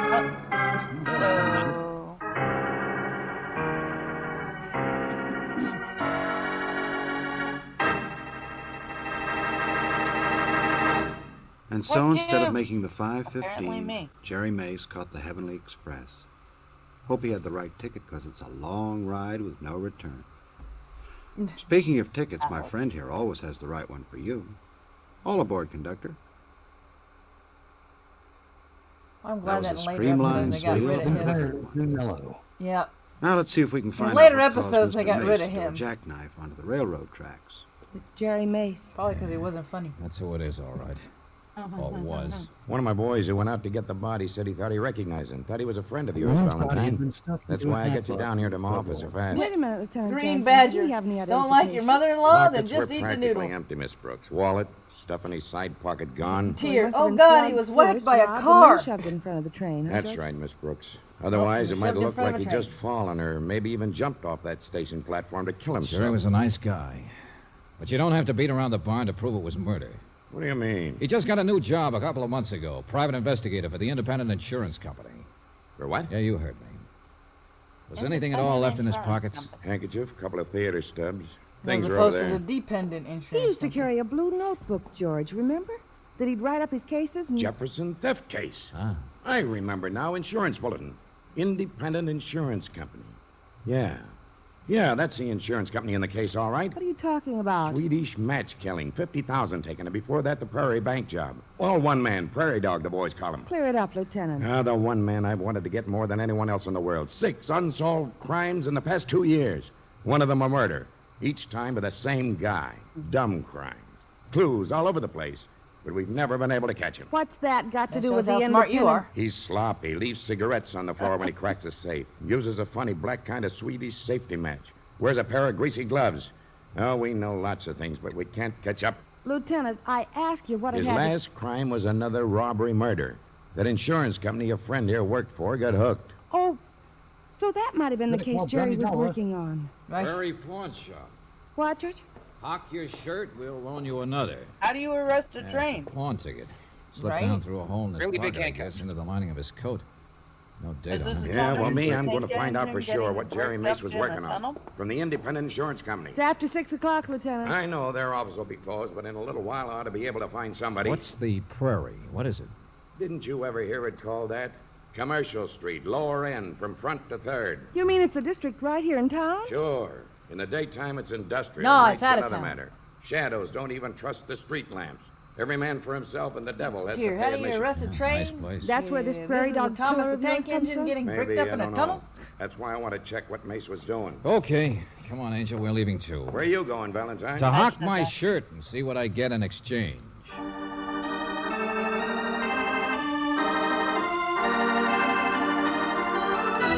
Wheel cut. Well done, Zed. Good try. Closed. George, the shop's closed. Yeah. Anyway, I don't understand why you're so interested Angel, why would Jerry hawk anything? He's always had all the dough he needs. Oh, well. Unless he was interested in the place. Or unless it was somebody else's ticket he picked up for some reason. Or unless this place had some connection with the merchant. $60 a month. What in the... You want it or don't you? Utilities paid until the 5th. 60 in advance, and I won't take a check. If you don't want it, loiter somewhere else. I'm nervous about the plate glass. Want what, for heaven's sake? I own the building. What do you think? I'm out walking for my constitution? Hold it. The hawk shop here is for rent? Yeah, tenant just closed up today. Name was Felix. Very substantial citizen. Always paid in advance. Can't you read the sign? Here. Yeah, George. Out of business. Door to let. Yeah, we didn't notice. All right, now you do. And the sign Think you said... want it? Oh. Let me know. Choice location. Yeah, sure. Well, George, at least this is one lead you can cross off your... What's the matter? I read you the sign. I'm reading between the cracks. What? Yeah, there's a light between the cracks. Premises aren't quite empty yet. Let's try one of the side street doors.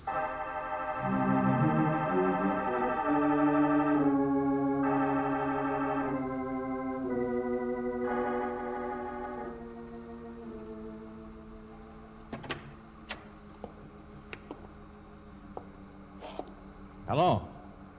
Anybody here? He said the man's name was Felix, didn't he, George? Hello, is anybody... Now, what are you doing here? Through here, I guess. We're just... Shh. Come on, stop blowing your nose. He's talking to somebody else. Yeah. Take it easy, take it easy. Take it easy. Wanted to see you, that's all, Felix. Can't you read signs? Now go away, stranger. I'm busy. Try more the next block. I don't want to hawk anything. Oh, here, like a smoke? Smoking's cheaper than eating, you know. Keeps the stomach quiet. Beat it, I said. You want a handout, stick to soup kitchens. I've got an inventory to Ah, take. please, Felix, listen. They tell me, somebody says you loan money on things. What do you think a hawk shop does? Bake donuts? Yeah, but I mean... Stranger, for the love... Oh. What have you got? Wristwatch. Well, let me see it. Yeah, my grandfather gave it to me. Wonderful man. Pretty valuable, don't you think? George. Yeah, Brooksy, watch this. Your grandfather, huh? Only, of course, it's a lady's wristwatch. I know. Guess he must have bought it for my grandmother, don't you think? Piece of junk. But all right, come out back Piece here of a junk. second. Uh-oh. Pieces of junk are worth something sometimes, though, don't you think? You see, Your name, Felix? Yes, that's right. What is this, open house? Well, we want to see you, that's all. I know, everybody does. I'm out of business at the side door, too. if you gentlemen wish to discuss something, I'm... No. Give me that thing. And you stick around, tall boy. Sit down, sister. I'll only be a minute. Really, I could come back on Give it to Sunday. me, I said. Get it here in the lights.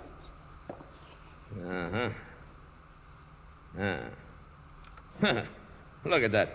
Rhinestones aren't even real. Your grandfather got taken. What the hell do you have fake Shut rhinestones? up. Hello, Prairie Pawn Shop. Plastic? Right. Oh, hello, Sergeant.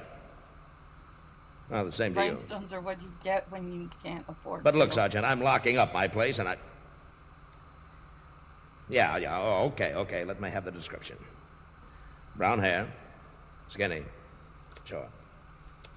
Look, I've got other things to do than watch for a stolen wristwatch, huh? Wait a minute, you say the guy sniffles? Hey, you! Stop him! Stop him! Stop that guy! Officer, grab him! Let somebody else wear himself down. Well, you were a great help, tall boy. Let him go. All right, so who cares? Great neighborhood, huh? Classy type of people. Sister, what do you think of having a shop where guys like that come in? What's the matter? Want to use this phone, that's all. Well, if it's all the same to you, I... Just looking, that's all. What's the idea? The phone's dead, isn't it? Kind of a convenient call from his friend the sergeant, wouldn't you say, Brooksy? I wondered why you brought that guy back in Look, here. Where's tall the boy. button? Oh, yeah, here we are. Sure. Step on the button, it rings. Not bad, not bad. Bum walks in, obviously trying to peddle a stolen watch. So you step on the bell and pretend to get a call from a police And then the sergeant. bum runs away, leaving you the watch. Nice clear profit. Hard to steal from a thief. Great neighborhood. Classy Nice type Ferengi. people. Oh, sorry. All right. It's no skin off of your neck, is it? No. The Prairie. Gotta watch yourself in the clinchers in these parts, tourist. George, what did Lieutenant Johnson mean about Swedish matches? What? Look. And it's black, too. It was a safety match. Let me see that. Yeah. Now sit down, Buster. You and I are going to have a little No, talk. no, George. It was the other man, the sniffy one who dropped it. It was when he lit his cigarette coming in here. I remember. You sure? I'm positive. Come on.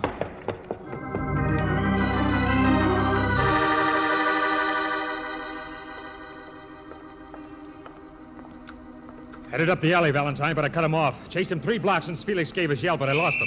Hey, listen, there's another cop's whistle. They must have got him on the next street. Oh, no, they haven't. He cut down this side, then ducked in someplace just a second ago before...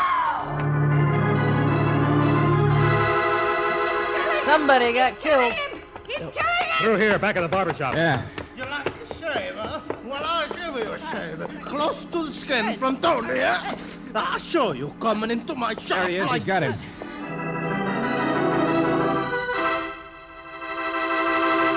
All right, Tony, you can get off his started chest a now. fight with an A Italian. lady I Not a have good under idea. the machine. He come running into my shop. She could pull her hair out by the roots. He was just trying to find a way through the alley, I guess. Oh, I catch him. Tony catch him. I chase Tony him. catch him. First he tried to fight me. Stop waving that razor I around. could have sliced his ears All off. right, we said. Come Do on. not you On your enjoy feet, my Sniffy. wonderful Italian accent? I thought I had some Much really bad obliged. accent imitations. Obliged, Wow. he says. Boy, look, mister. I still Right. don't watch. I didn't know. No, he said his Oh, name was Tony. Assault, battery, trespassing, scaring to death a woman under a machine. Keep your shirt on, Tony. There's probably a reward for Here, catching prairie dogs. someone's getting What are you talking murderlated. about? I'm getting out of here. Oh, no, you don't. And Luigi's that's had enough of better. this Yeah, shit. Sniffy, we'll forget the watch. You're under arrest for what's called suspicion of murder.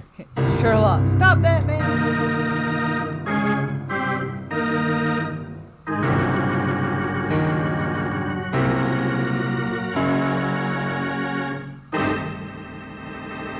Suspenseful organ music. That boy Valentine's just full of good news, ain't he? He can toss more accusations around than a politician at a 4th of July picnic. Now, do you really think little old Drizzlepuss is the nefarious prairie dog? Drizzlepuss. I can't go for it. What Get a it? name. Gopher, prairie dog. Swell. Sounds like a girl with Well, a while you kick it reputation. around, let's see what Right? old groundhog here Like can that unearth. poor girl has syphilis. Dig me, What the pal? hell? Right.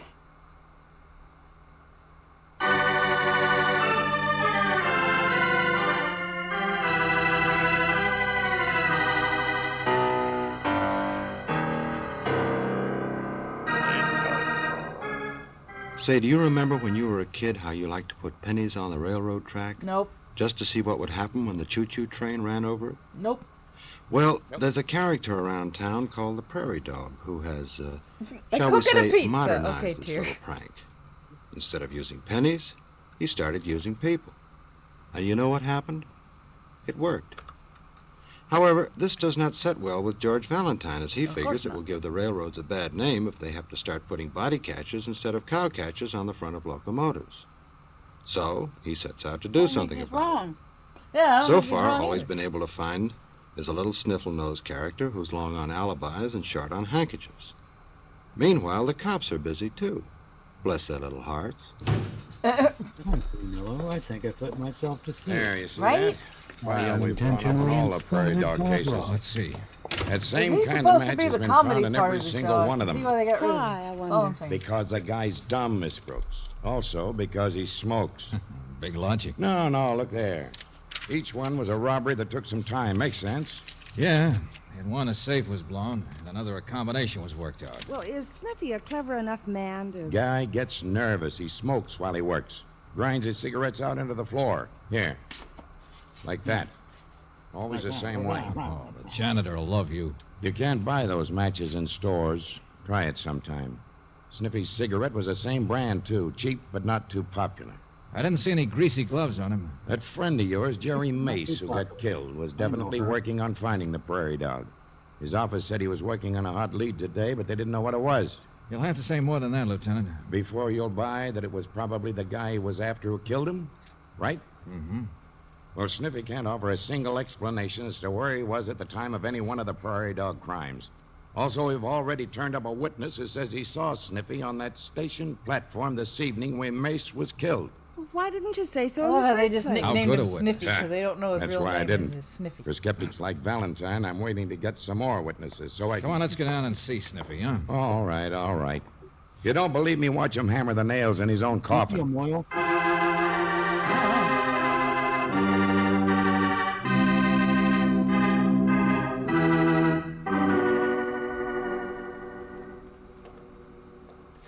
Now, you understand, I want to cooperate all I can, gentlemen. Just a simple misunderstanding. Oh, I don't blame you. I know how these things can happen. Why'd you steal that wristwatch you tried to sell to Felix, Sniffy? Yeah, I'm glad you asked me, because I've been trying to explain to this other gentleman. Can it? Valentine, we can't find any record of it being stolen. Well, of course you can. See, my grandfather... Can it, I said. Yeah, well, I just want you to understand. Now, I have stolen things before. I've even been to jail for it. I certainly wouldn't do a thing like that again. Ah, so you've got a record, too, huh? Oh, yeah. Yeah, they'll find it out sooner Oh, or yeah, later. yes, I yeah. might as well be honest, don't you think? She's so nonchalant just about like it. that Oh, yeah, business of the station platform. It's suddenly occurred to me that I was there this evening. Oh, is that so? Yeah, it was just hard for me to remember. Oh, not that I was there when any murder took place, but...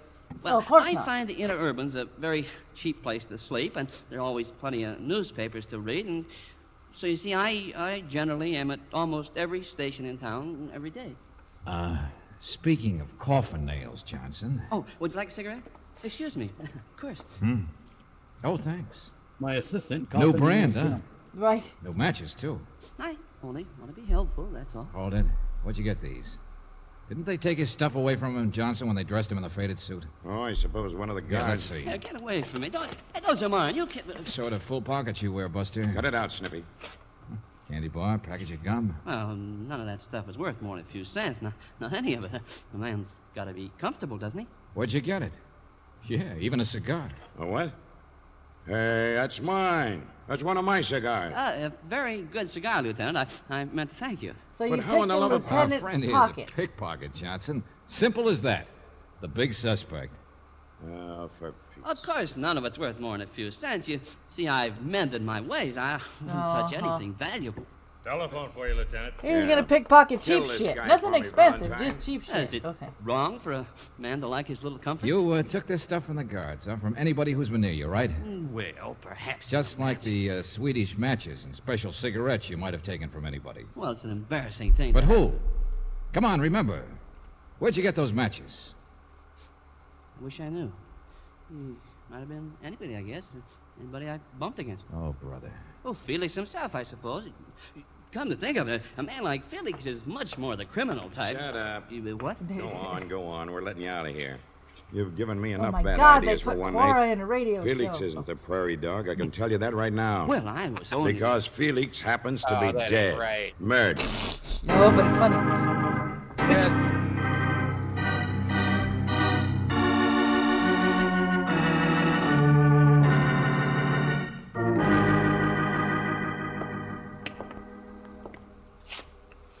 Yeah, it's Felix, all right. How about it, Sergeant? Now, the Prairie Dog, sir, fits all the patterns. Been hit over the head. Lawn instrument, grease stains on the paperweight there, same as on the briefcases. Motive robbery, huh? Sure. A pirate like this guy, Felix, must have made a pretty penny in Oh, his look time. out. Don't stand there, sir. Huh? A couple of marks on the floor, that's all. Hey, where's this landlord? Did you find him? Yeah. Come in here, will you? Sure. Say, ain't this a tragedy, though? It shows you never can tell. His name's Calgary, George. I've been talking to him in the other room. But I didn't say much. How could I? Left Felix here before you people came. You people saw Never me. mind the alibi, friend. Says he was here helping Felix pack before, George. Pack? Yeah, going to Florida. Fly to Nassau. He made his pile. What do you mean? Gonna retire. That's why he closed out his shop. Cashed in all the stuff he owned. Had a briefcase full of securities and stuff, and a roll of green goods in his suitcase that would have choked a horse. Who knew that Felix would be ripe for robbery right now? Jerry Mace, for one, George. Maybe that's why he was interested in Felix's place today. Yeah, I thought of that, but who else? Well, I guess most everybody in the neighborhood, friend, must have had some idea what was going on. Felix was a pirate. Wouldn't take much to figure he was worth knocking over. But knowing his exact schedule, the fact he'd Sniffy be and late in Guido the are shop good, tonight, but Sniff be is leaving only from that here and so on, booger well, sugar. maybe not The so fuck? many. Bit more than Tear. just you, I suppose. Don't think I'd fall into that one, do you?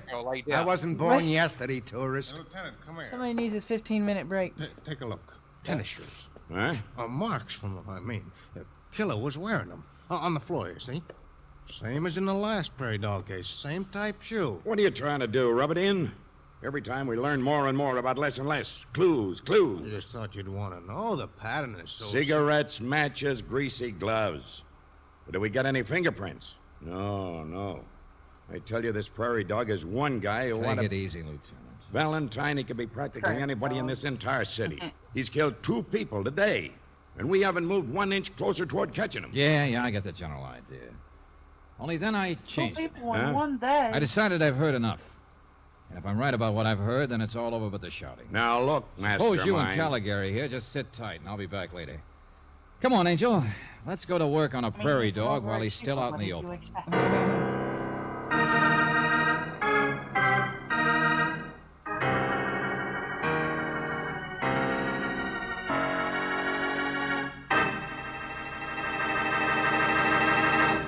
I wonder what George will use to dig up a prairie dog.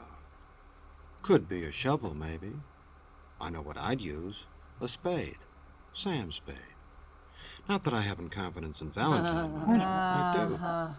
Just like I have confidence in what my friend here has to say to you. Oh, Mellow Marvin's been nipping the sauce again. A cross promotion for another radio show. Wow. Okay.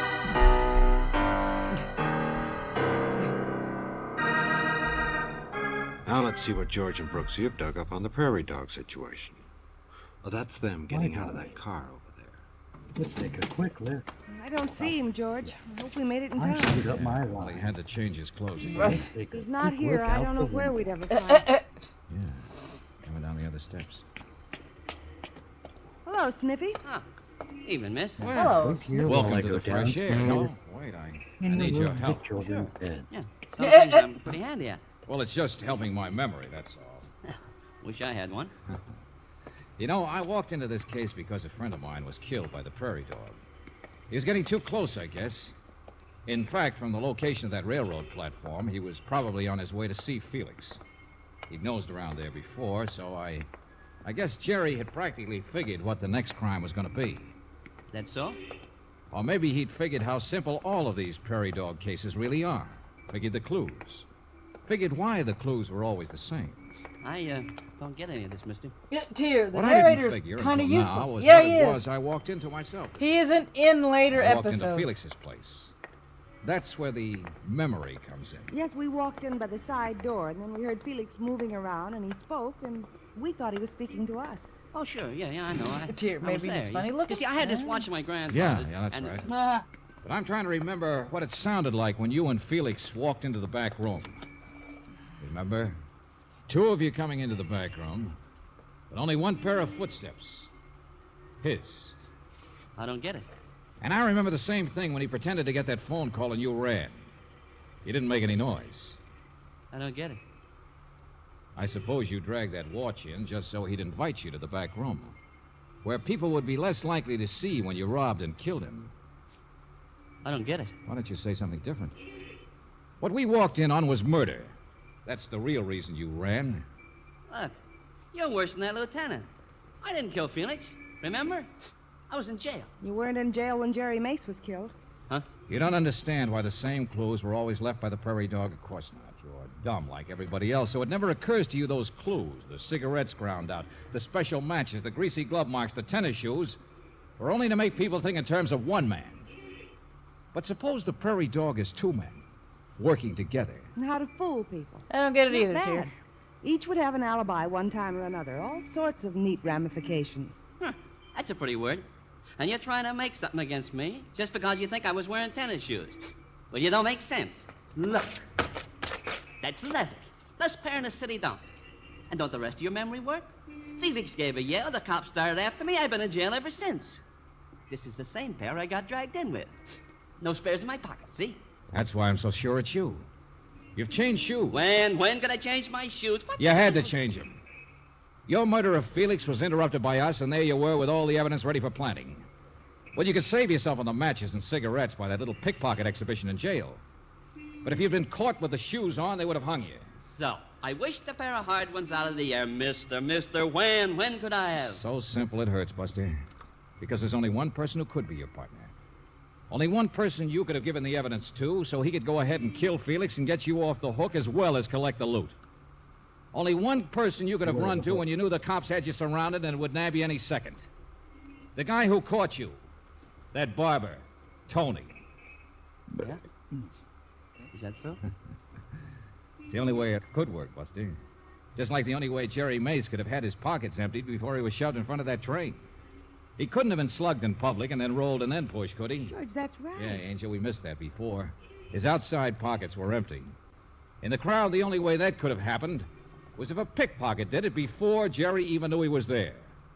So you hung yourself on that one, Buster, showing off your ability. Now, come on. We're going to go see the barber about a two-headed haircut. Look out, George, he's... Thanks for giving me an excuse, Buster.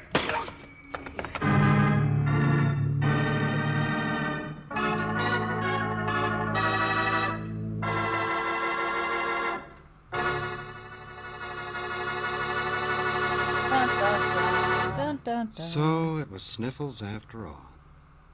Say, I know a good way to save the state some money. Instead of sending him to the chair, thereby using up a lot of electricity, just put Junior in a cell with a box of paper handkerchiefs and let him blow himself to death.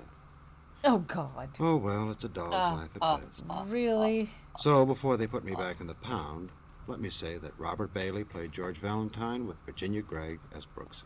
Why, thank The you story for was by letting us David Victor and Jackson Right. Gillis, and that I'm bang sure our in the lives will background be was that old complete hound from this dog, point Eddie forward. Dunstable. Right. I hope you'll save some time for meditate another for visit with Valentine. This guy needs to be Right? on PBS. I mean, for a show that Talking was about supposed to... women's issues. Right? For a show that was supposed to have started out as a freaking, like, comedy-type show, they picked the wrong person to do the narration. He has no charisma. He talks like somebody that should be on a children's show on PBS. Maybe Masterpiece Theater. No delivery. Piece of shit theater. either. Yeah. Like, he told some jokes, he just didn't deliver them well. Right? It's like, holy Hannah. Jesus, at least try and be funny. But, I mean, this... Where are the other 7 sisters? Right? Maybe they're better? Right? I mean, he's definite proof that even though the jokes are there, if you're not funny, it just comes off flat. Yeah, the jokes don't work if the delivery suck. Yeah. I mean, good Knock, Lord. knock. Right. All right, now we have our feature presentation. We have been playing this since the first episode, thanks to Ghost Dog's support. And if you are in the chat, Ghost Dog, thank you once again for your monthly Patreon support. We are on episode 20 of The Shadow. Title of the episode is Death from the Deep. Deep, deep, deep, deep. I don't know what I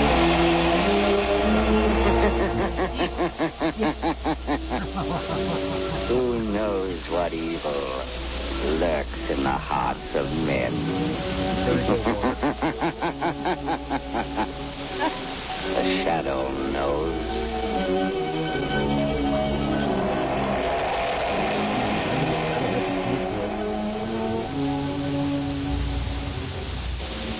The Shadow, Lamont Cranston, a man of wealth, a student of science, and a master of other people's minds, devotes his life to righting wrongs, protecting the innocent, and punishing the guilty. Using advanced methods that may ultimately become available to all law enforcement agencies, Cranston is known to the underworld as the Shadow. Never seen, only heard, as haunting to superstitious minds. Nobody thinks about turning on the light. Inevitable as a guilty conscience. The Shadow's true identity is known only to his constant friend and aide, Margot Lane. Today's story, Death from the Deep.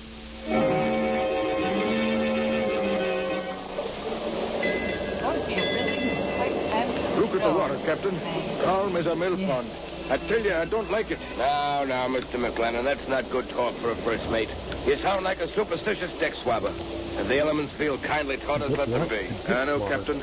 But 5 days with the sea as smooth as a skating rink is a bad omen. Well, Mr. McLennan, perhaps we'll have a good squall tomorrow to restore your peace of mind. For myself, I'll take anything. What's that? Sounded like the engine room. That was more than a boiler, McLennan. Hello. Hello down there. Why don't you answer? Hello. Hello. Captain. They can't answer. We've They're been... probably dead. Hello down there. We've been what? Captain Jones, look there. Look at that white path on the water coming toward us. It's a torpedo. We're not at war. Hold fast, Captain. It's going to hit amidships.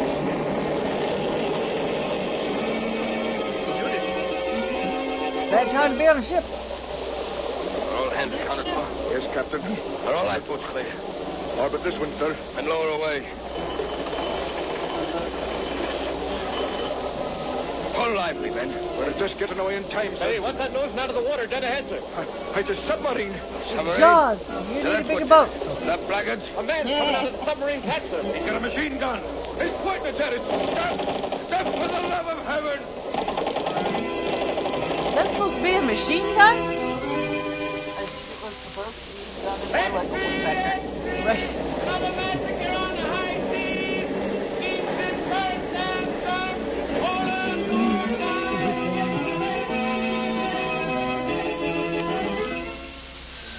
And I think that was supposed to be a pair. Acme Steamship Agency. I wish to cancel my reservation on the Princess Marie. But, madam, didn't you... I'm not sailing, I tell you. Why, it'd be suicide. It'd be suicide. But, Mr. Williams, you can ship your goods with us. Our boats are safe. No boat is safe. But you'd be insured. Yes, at 4 times the usual rate. Oh, no. You can cancel my shipment.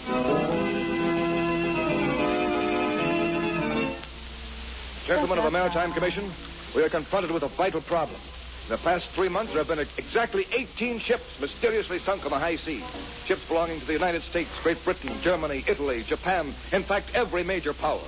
This series of unexplainable marine disasters has created a panic throughout the nautical world.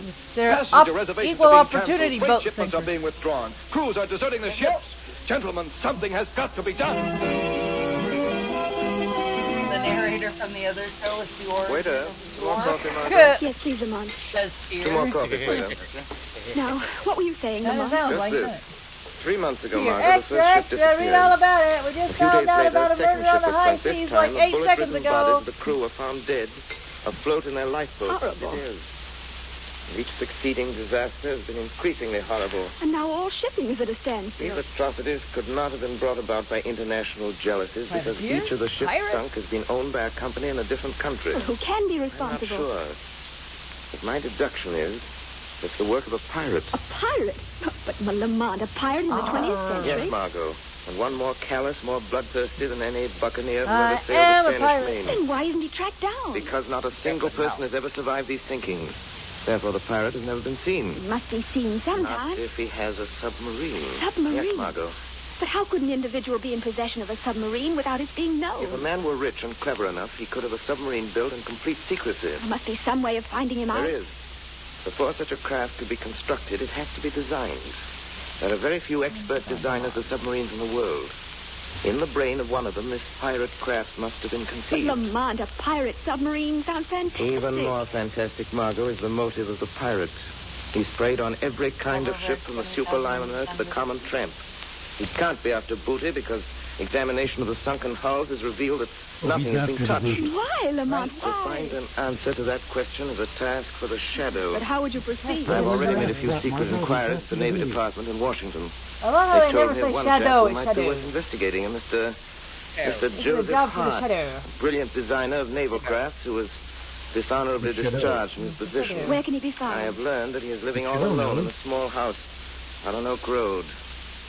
The Shadow is going to pay a call on Mr. Joseph shadow. Hart tonight. He has never been caught. Of course Will not. you pass Nobody's me flipped that on the- bottle, please, Benson? Certainly. Here you are. Joseph, I'm sorry to see you indulging in liquor. Well, of It course, frequently these are loosens people the who tongue. pronounce rather Sometimes makes a man rather. say things that Yeah. he later regrets. What do you mean? Just this. I'm like, We share a secret, Joseph. A secret which would be most unwise for either of us to divulge. I haven't said anything. I haven't talked. Not yet. Carlson is I fear it's what you might say. I Your nerve is deserting you, Joseph. an You episode must of pull yourself Australia together. the other How can I day. pull myself together one night And he's after a night? bother guy. I'm tortured by the vision of a procession of helpless ships sinking down to the murky depths. Libertarians, haunted by the vampires, faces we of don't know floating what is sinking corpses, ships on the high tormented seas by that. like. I was Yes, a put out an fool. APB on I Captain designed Nemo and the and built that Nautilus. submarine. A service for which you were well paid. Yes, with money soaked in blood. I'm responsible for the havoc and the terror that your insane Don't blood... say that, you idiot. I'm no madman, do you hear? Why did you come here tonight, Benton? Because, Joseph, I've been wondering of late why I permit you to live. You're becoming increasingly dangerous to my interests. No. Unless you can prove Oh, to me he's that our just secret pickled. is safe and that you will aid me in the future. No, I'll never do that. No? In that case, I feel that you ought to be my guest on the next cruise of the submarine. I'd never come back. Is that what you mean? Quite true. But before, shall I say, before you leave us in mid-ocean, you'll have an opportunity to see the splendid efficiency with which your creation, the submarine, operates. No. I'd rather you kill me right now and have it over with. And deprive you of witnessing the thrilling He'd spectacle rather. of my accurate marksmanship, to see them leap from the boats in terror like rats? No, Joseph, you can't miss seeing that. No. To the shadow I'd do submarine. anything rather than be forced to see that. I thought you would. You're getting your heroes Maintain costume. that attitude, Joseph. Or it may be necessary for me to request that you pack your yachting clothes. A contingency which we should yachting both clothes. deeply regret. Good night. What am I going to do? What am I going to do? I'll tell you what you can do, Joseph Hart. Who's that? You can stay pickled. There's a way to save you from the evil domination of Barry Benton. Who are you? I am the voice of one who Here, has come eat your to heart help. out, Batman. You have a bat I boat. am the have a instrument shadow of your marine. righteous vengeance. I am the Yeah, I'm shadow. sorry. The shadow. With my assistance, you can compensate for some of the wrong that you have done. But how? Yeah. Tell me the secret that you share with Benton. Oh, no. I can't. Shadow I'm submarine afraid. sounds like To something fear with, like, to you know, remain silent. like The shadow wheat already bread knows enough to and hang you, dark Joseph forest Hart. ham. You haven't got anything on me. I heard every word that passed between you and Benton in this room. Oh. Tell me what I want to know and save yourself. Or perhaps, as Benton so aptly put it, you'd prefer to pack your yachting clothes. Nothing can save me. What I've done is done. I can never escape my conscience. Then your Dude conscience is 10 must tell sheets you to that the it's wind. your He's duty so to do all pickled that that you can cucumbers do to stop stay away from Benton's his ass. outrages. Yes, you're right. Now tell me the secret. Very well. Until a year ago, I knew Benton only by his reputation as a millionaire sportsman. He was famous as a deep-sea fisherman and a big-game hunter. He came to me first seeking a design for a racing boat.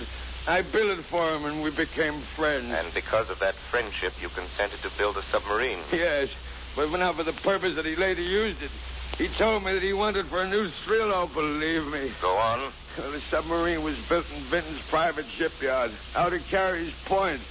Knowledge of its construction was carefully guarded from the world. It was not until the day the boat was launched that he told me his true intention. What were those intentions? Benton is a lunatic, coldly, murderously mad. He'd always been a killer, but he tired of shooting lions and gaffing marlin. This Now lady, he's his always been a warped killer, brain so had you turned gave to him a what he submarine so he regarded can as a new torpedo ships. sport. That's Thinking of always ships great. and the ruthless slaying of defenseless men. told them that it was for some Now I kind of understand. hunting. Why did they keep the submarine? I don't know. Are you telling the truth, Joseph Hart? I've told you everything. Why should I lie now? If I knew where that boat was, I'd blow it to pieces. Myself with it. Myself But would you with blow it to bits? Wait. Myself. I That's think the you just said that. idea. Not in That's on as how I could microscopic fool look. Barry Right. Benson. Why should I wait to die at his hands? No. What are you doing? I'll fool Barry Benson. Here, put down that gun. No more tortured, sleepless nights. I see no more screaming headlines. Another boat sunk, and another, and another. Don't, Joseph Hart, don't. Barry Benton will never take me on that voyage. I'll fool him, I say, fool him. Well, he killed himself out of guilt. Look what you did, Shadow. Well, I You've guess served you us fooled both. him. Now we shall see whom you have served best. Barry Vinton or the Shadow?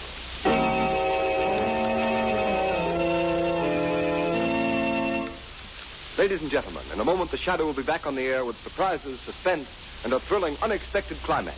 But meanwhile, here's something mighty important to bear in mind when you drive a car.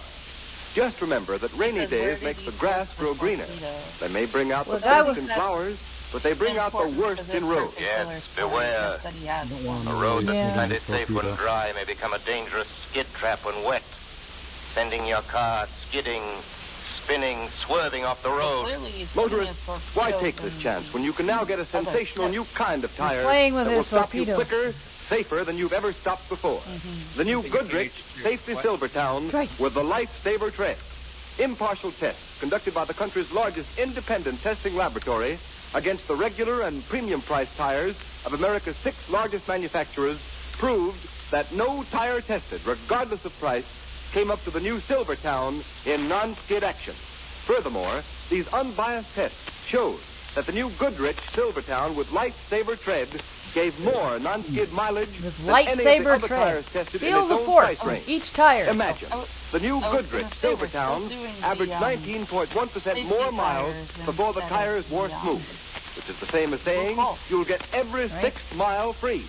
Yes, many tires cost more than the new Goodrich Silvertowns, but no tire at any price can give you the unequaled skid protection of the Lifesaver tread, the exclusive blowout protection of the Golden Ply.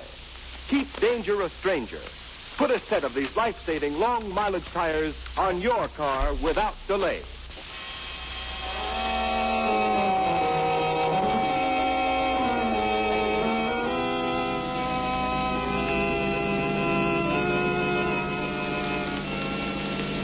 So, Margot, Hart finished telling me the story, and before I could stop him, he shot himself in the head. Poor man. Perhaps it was better that way. Lamont, now how will you find the submarine? Joseph Hart told me that it was built at Vinton's shipyard out at Carrie's Point. That's the logical place to start my search. Is that where you're going now? Yes. Do be careful, Lamont. Remember, that man's a lunatic. He'll stop at nothing. The Shadow hasn't anything to fear from Vinton. I hope you're right. Well, this is as far as we can safely drive without being seen. This is a desolate spot. Don't like it. There's a light. Yes, the shipyard. It appears to be surrounded by a high wall. It looks like a prison. Perhaps it is a prison for those within its gates. Margot, before we go any further, I'll give you your instructions. Yes, Lamont.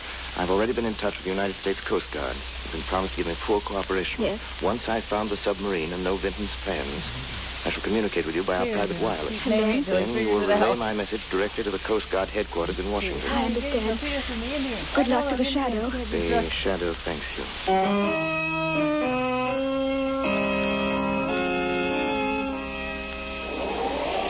Cue the dramatic organ music. All right, let it down easy now. Okay, Phil. Well, that's the last of the torpedoes, Charlie. Hey, the sub must be going on a long cruise this time. Taking plenty of supplies and ammunition. Yeah. Hey, what's that? It was the wind blowing the door shut. What's the matter with you? Listen, Charlie, when are we going to get out of this joint? You know, we've been cooped up inside this shipyard for 3 months. It's giving me the creeps. Now take it easy. I'd rather be back in prison. There wasn't nothing scary about prison, and you knew when your time was up, you got out. Maybe we ain't never going to get out of here. Huh? What do you mean? I mean, this Vinton guy's a bug. He ain't even let us read no newspaper since we come here. The stuff about hunting whales with torpedoes, that sounds screwy to you. Listen, if he don't let us out of here soon, Here he comes now. Are all the torpedoes aboard? Yes, sir. We just sent down the last load. Very well. Take care of these empty crates. Then you may turn in. Yes, sir. Mr. Vinton? Yes? Well, we was wondering if... We? Yeah, me and Charlie here was just talking about the... how we've been in the shipyard here a long time now, And what Phil is trying to say, Mr. Vinton, is... Well, could we have a couple of days off on the outside? I'm afraid that would be impossible. Oh, but Mr. Vinton, it's been 3 months. I've got a wife and kids. You're being well paid, aren't you? Oh, sure. You're giving us plenty of dough, all right, but we ain't getting no chance to spend it. You will remain here as long as your services are required. What if we don't want to stay here that long? What if we up and leave? Yeah. I wouldn't advise you to attempt that.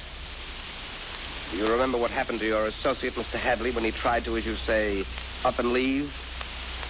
He fell from the wall. You mean...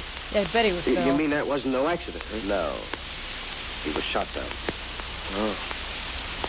So, do you still want to quit? I thought that. Good night, gentlemen. Oh, from the wall. Looks like we're in here for a long fell. time. Fell. Maybe you are. But I'm going to figure a way to get out of here, see? Perhaps I can be of some assistance to you. Who said that? I heard it, too. I said perhaps I can help you if you wish to get out of here. Who's that talking? Where are you? Don't bother to look for me. You can't see me. What is this? One of Vinton's gags or something? No, I am not speaking for Vinton. I speak for myself. Who are you? Men call me the Shadow. The Shadow?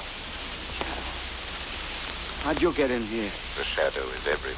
Well, what do you want? I wish to bargain with you. Well, what kind of a bargain? By this time, you must be aware that you are both at the mercy of a madman. He's right, Charlie. You will never leave this place alive unless Barry Vinton is brought to justice. What can we do about I will promise you your freedom if you will just answer my question. Wait a minute. What do you think, Charlie? Well, we're taking a chance. This may be a trick. It is no trick.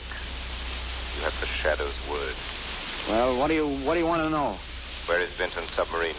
It's right below our feet in a secret underground berth. When does it sail again? Tonight, at midnight. What is its destination?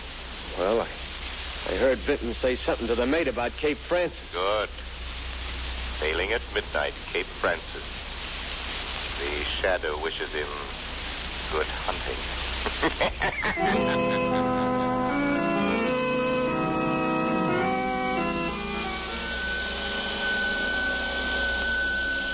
Calling Margot Lane. Calling Margot Lane. Proceed as instructed. Communicate the following information to Coast Guard headquarters. Pirate submarine sails at midnight for waters off Cape Francis. Impress on Coast Guard the importance of following directions implicitly if wish to bait the madman who is terrorizing the Atlantic. The Atlantic. So dramatic. Right. You have to pause before you say that for effect. What is our position, Mr. Prairie? We are 100 miles due east of Cape Francis, sir. Are we in the regular shipping lane? Yes, Mr. Vinton. Have we enough visibility for clear observation? Certainly, it's just recent, sir. Good. I'll take over the periscope now. Very well, sir. A fine day for hunting, Mr. Crouch. Hello, what's this? Have you sighted something, sir? Take a look. See what you make of it. There is smoke. It looks like a steamer. Splendid. Signal the engine room. Full speed ahead. Yes, sir. Yeah, it is a steamer. I can see a funnel. Full speed ahead. Ah, this is the life. There's nothing like it. The sighting of fresh quarry on this periscope. The excitement of the chase, the spine-tingling thrill when the torpedo finds its mark.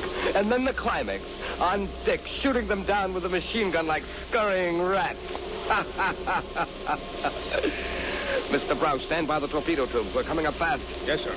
Stand by the Dear, torpedo very tube. convenient that We'll the cut private across the shipyard bow is like a and drive away give from us his a house. perfect shot. Very good, sir. Be prepared to rise to the surface quickly. We'll make a direct hit with the first Right? torpedo. Very good, sir.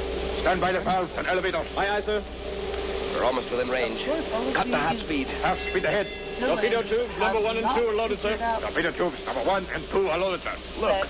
Look, Brown. It's a fine, big liner. Could be seen, sir. Aye, that's the Orpheus. The Orpheus.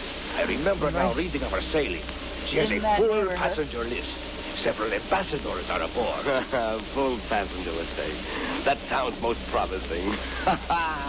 Number 1 tube ready to fire. Number 1 tube ready to fire. Now, I'll bring her a little more to the starboard. A little more. Oh, there. Number 1, fire. Number 1, fire. Yes, it's heading straight for its height. No deflection. Should be a perfect hit. Closer. Closer.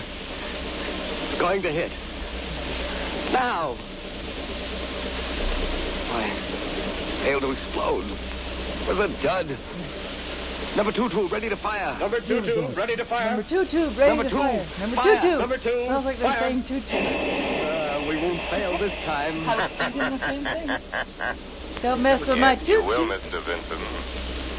You've just fired another dud. Who dared say that? I did. Who are you? Come out here where I can see you. You will never see me. I am the Shadow.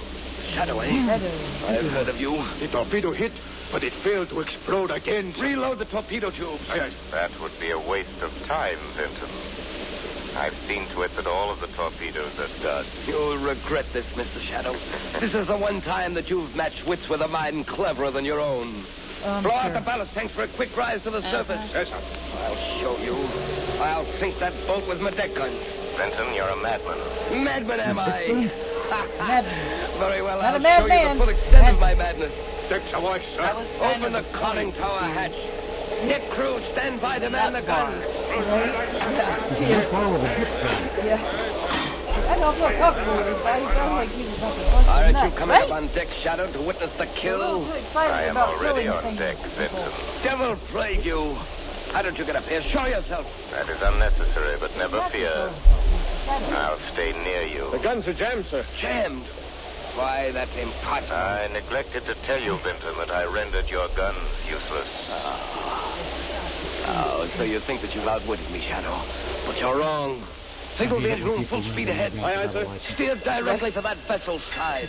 What are you doing now, Vinton? The prow of this submarine is equipped with a ramming device. With it, we can sink any vessel afloat without injury to us. You didn't foresee that, did you, Shadow? In a few moments, we will rip open the hull of that liner and send it to the bottom as effectively as with any Thank you for torpedo. your subscription, Sherlock. It's very much appreciated. So you don't believe me? Oh, yes, I believe you. But that liner is completely deserted. It was set adrift there by the Coast Guard. It is a veritable floating mine with enough explosives aboard to blow you to kingdom come. You're lying. You'll know soon enough. You haven't far to go. Reverse engines! Reverse engines! We will restop in time. We're getting closer. No. No, we're stopping. We're stopping. We're not going to hit. You see, Shadow, I've outwitted you after all. No, Vinton. You've maneuvered your submarine alongside the ship just as I planned. All right, up there. Here's your men. Put up your hands! Put up your hands, all of you! The Coast Guard. It's a trap. It's a trap. Yes, It's a trap. Mary Vinton. And this ends your reign Where's of Admiral piracy Akbar and when you ruthless need him? murder. Very smart, aren't you, Shadow? But not as smart as you think you are. Got him! He's going inside the submarine! He's closing the hatch! All of Dear, murderous cock-block Shadow person. Yes, they all think they're so clever. But no one can outsmart Barry Vinton. I'll go to the engine room. I'll maneuver the dive. They'll never get me. I'm master below here. Now check the valve. That's right. That's right. I'd love to hear what the Shadow is saying up there now. He's probably saying it's no use trying to maneuver that dive, Barry Vinton. How did you get here, Shadow? Why, I merely followed you. Show yourself, Shadow, and I'll shoot you down in your tracks. Here I am over here in this corner. Come ahead and shoot, Mr. Vinton. Well, Shadow? Well? You just missed me. Why, you... Come on, here he is! Your marksmanship is deplorable, Mr. Vinton. Who are you? Holy That commotion, does not Batman. matter. Why don't you tell them who you are, you glory seeker? I seek no glory. My reward is that ships and men can once more safely sail the seas. The Shadow's work is done. I really hope this ship will come in really tired as well as without the ship. Right? That would not work out. You have been listening to a dramatized version of one of the many copyrighted stories which appear in the Shadow magazine. And there is our programming for the day. Very strange. Very strange. Yeah, that guy was nuts. I'm rich. I got too much money, so I'm going to get myself a submarine and shoot ships because it's fun. Like, the hell. It was literally, I'm bored killing animals. It's time to start killing people. Right? Good grief. Talk about a psychopath. Wow. Okay, this is also the time in the show where we do this one last time. Those of you in the chat, if you have something to shill, go ahead and put it in the live chat. I don't mind. I like to help people as much as I possibly can. And speaking of shilling, Mitch, what you got going on tonight and Thursday? If you look in the description of this video, because I'm tired of posting links. Tonight we have Minions of the Zoo, 11 p.m. Eastern. And we'll be in space. Come Thursday at 5 p.m. Eastern, we'll be watching a indie horror film called 13 Fanboy. Which is, it involves, Womp Stomp Films was involved in the production of that film. Okay. So that's what we got going on this week. Hope to see you there. Hey, what you got going on, Angela? I have no issues sharing my link. It is right here in chat. I have launched a bookkeeping business and I'm currently on the hunt for clients. But I need to keep my phone on, literally. It's likely to be shut off either tomorrow or Wednesday. If you are able to donate, the link is there. If not, you could share that link to other people and get it out as far and wide as possible. And that will help me very much, because hopefully other people will be able to donate. Fingers crossed that I can keep my phone on. Thank you. And Zed. Pretty much just fishing for bus fare right now. I'm gonna throw a couple of links in the chat here. I am in the middle of a job search that isn't going as well as I'd like, so anything helps. And as always, if you can't help monetarily, share it far and wide on all of your social medias, and hopefully it'll find somebody that'll find it within them and their pocketbook to throw a couple of shekels in their direction. Until next time, my friends. What? If you know anybody that needs a bookkeeper, you could send them my way too. Ah, yes. There you go. In fact, how can they contact you, Angela? My email, which I will put in chat right now. Okay. Stay classy, Sherlock. Stay classy. And as she's putting her email in the chat, so I like to say, if you can't be good at it. Just don't get caught while doing it, and hope there's no cameras around. Until next time, my friends, take care. Bye. Say bye, everybody. Bye. Bye, everybody.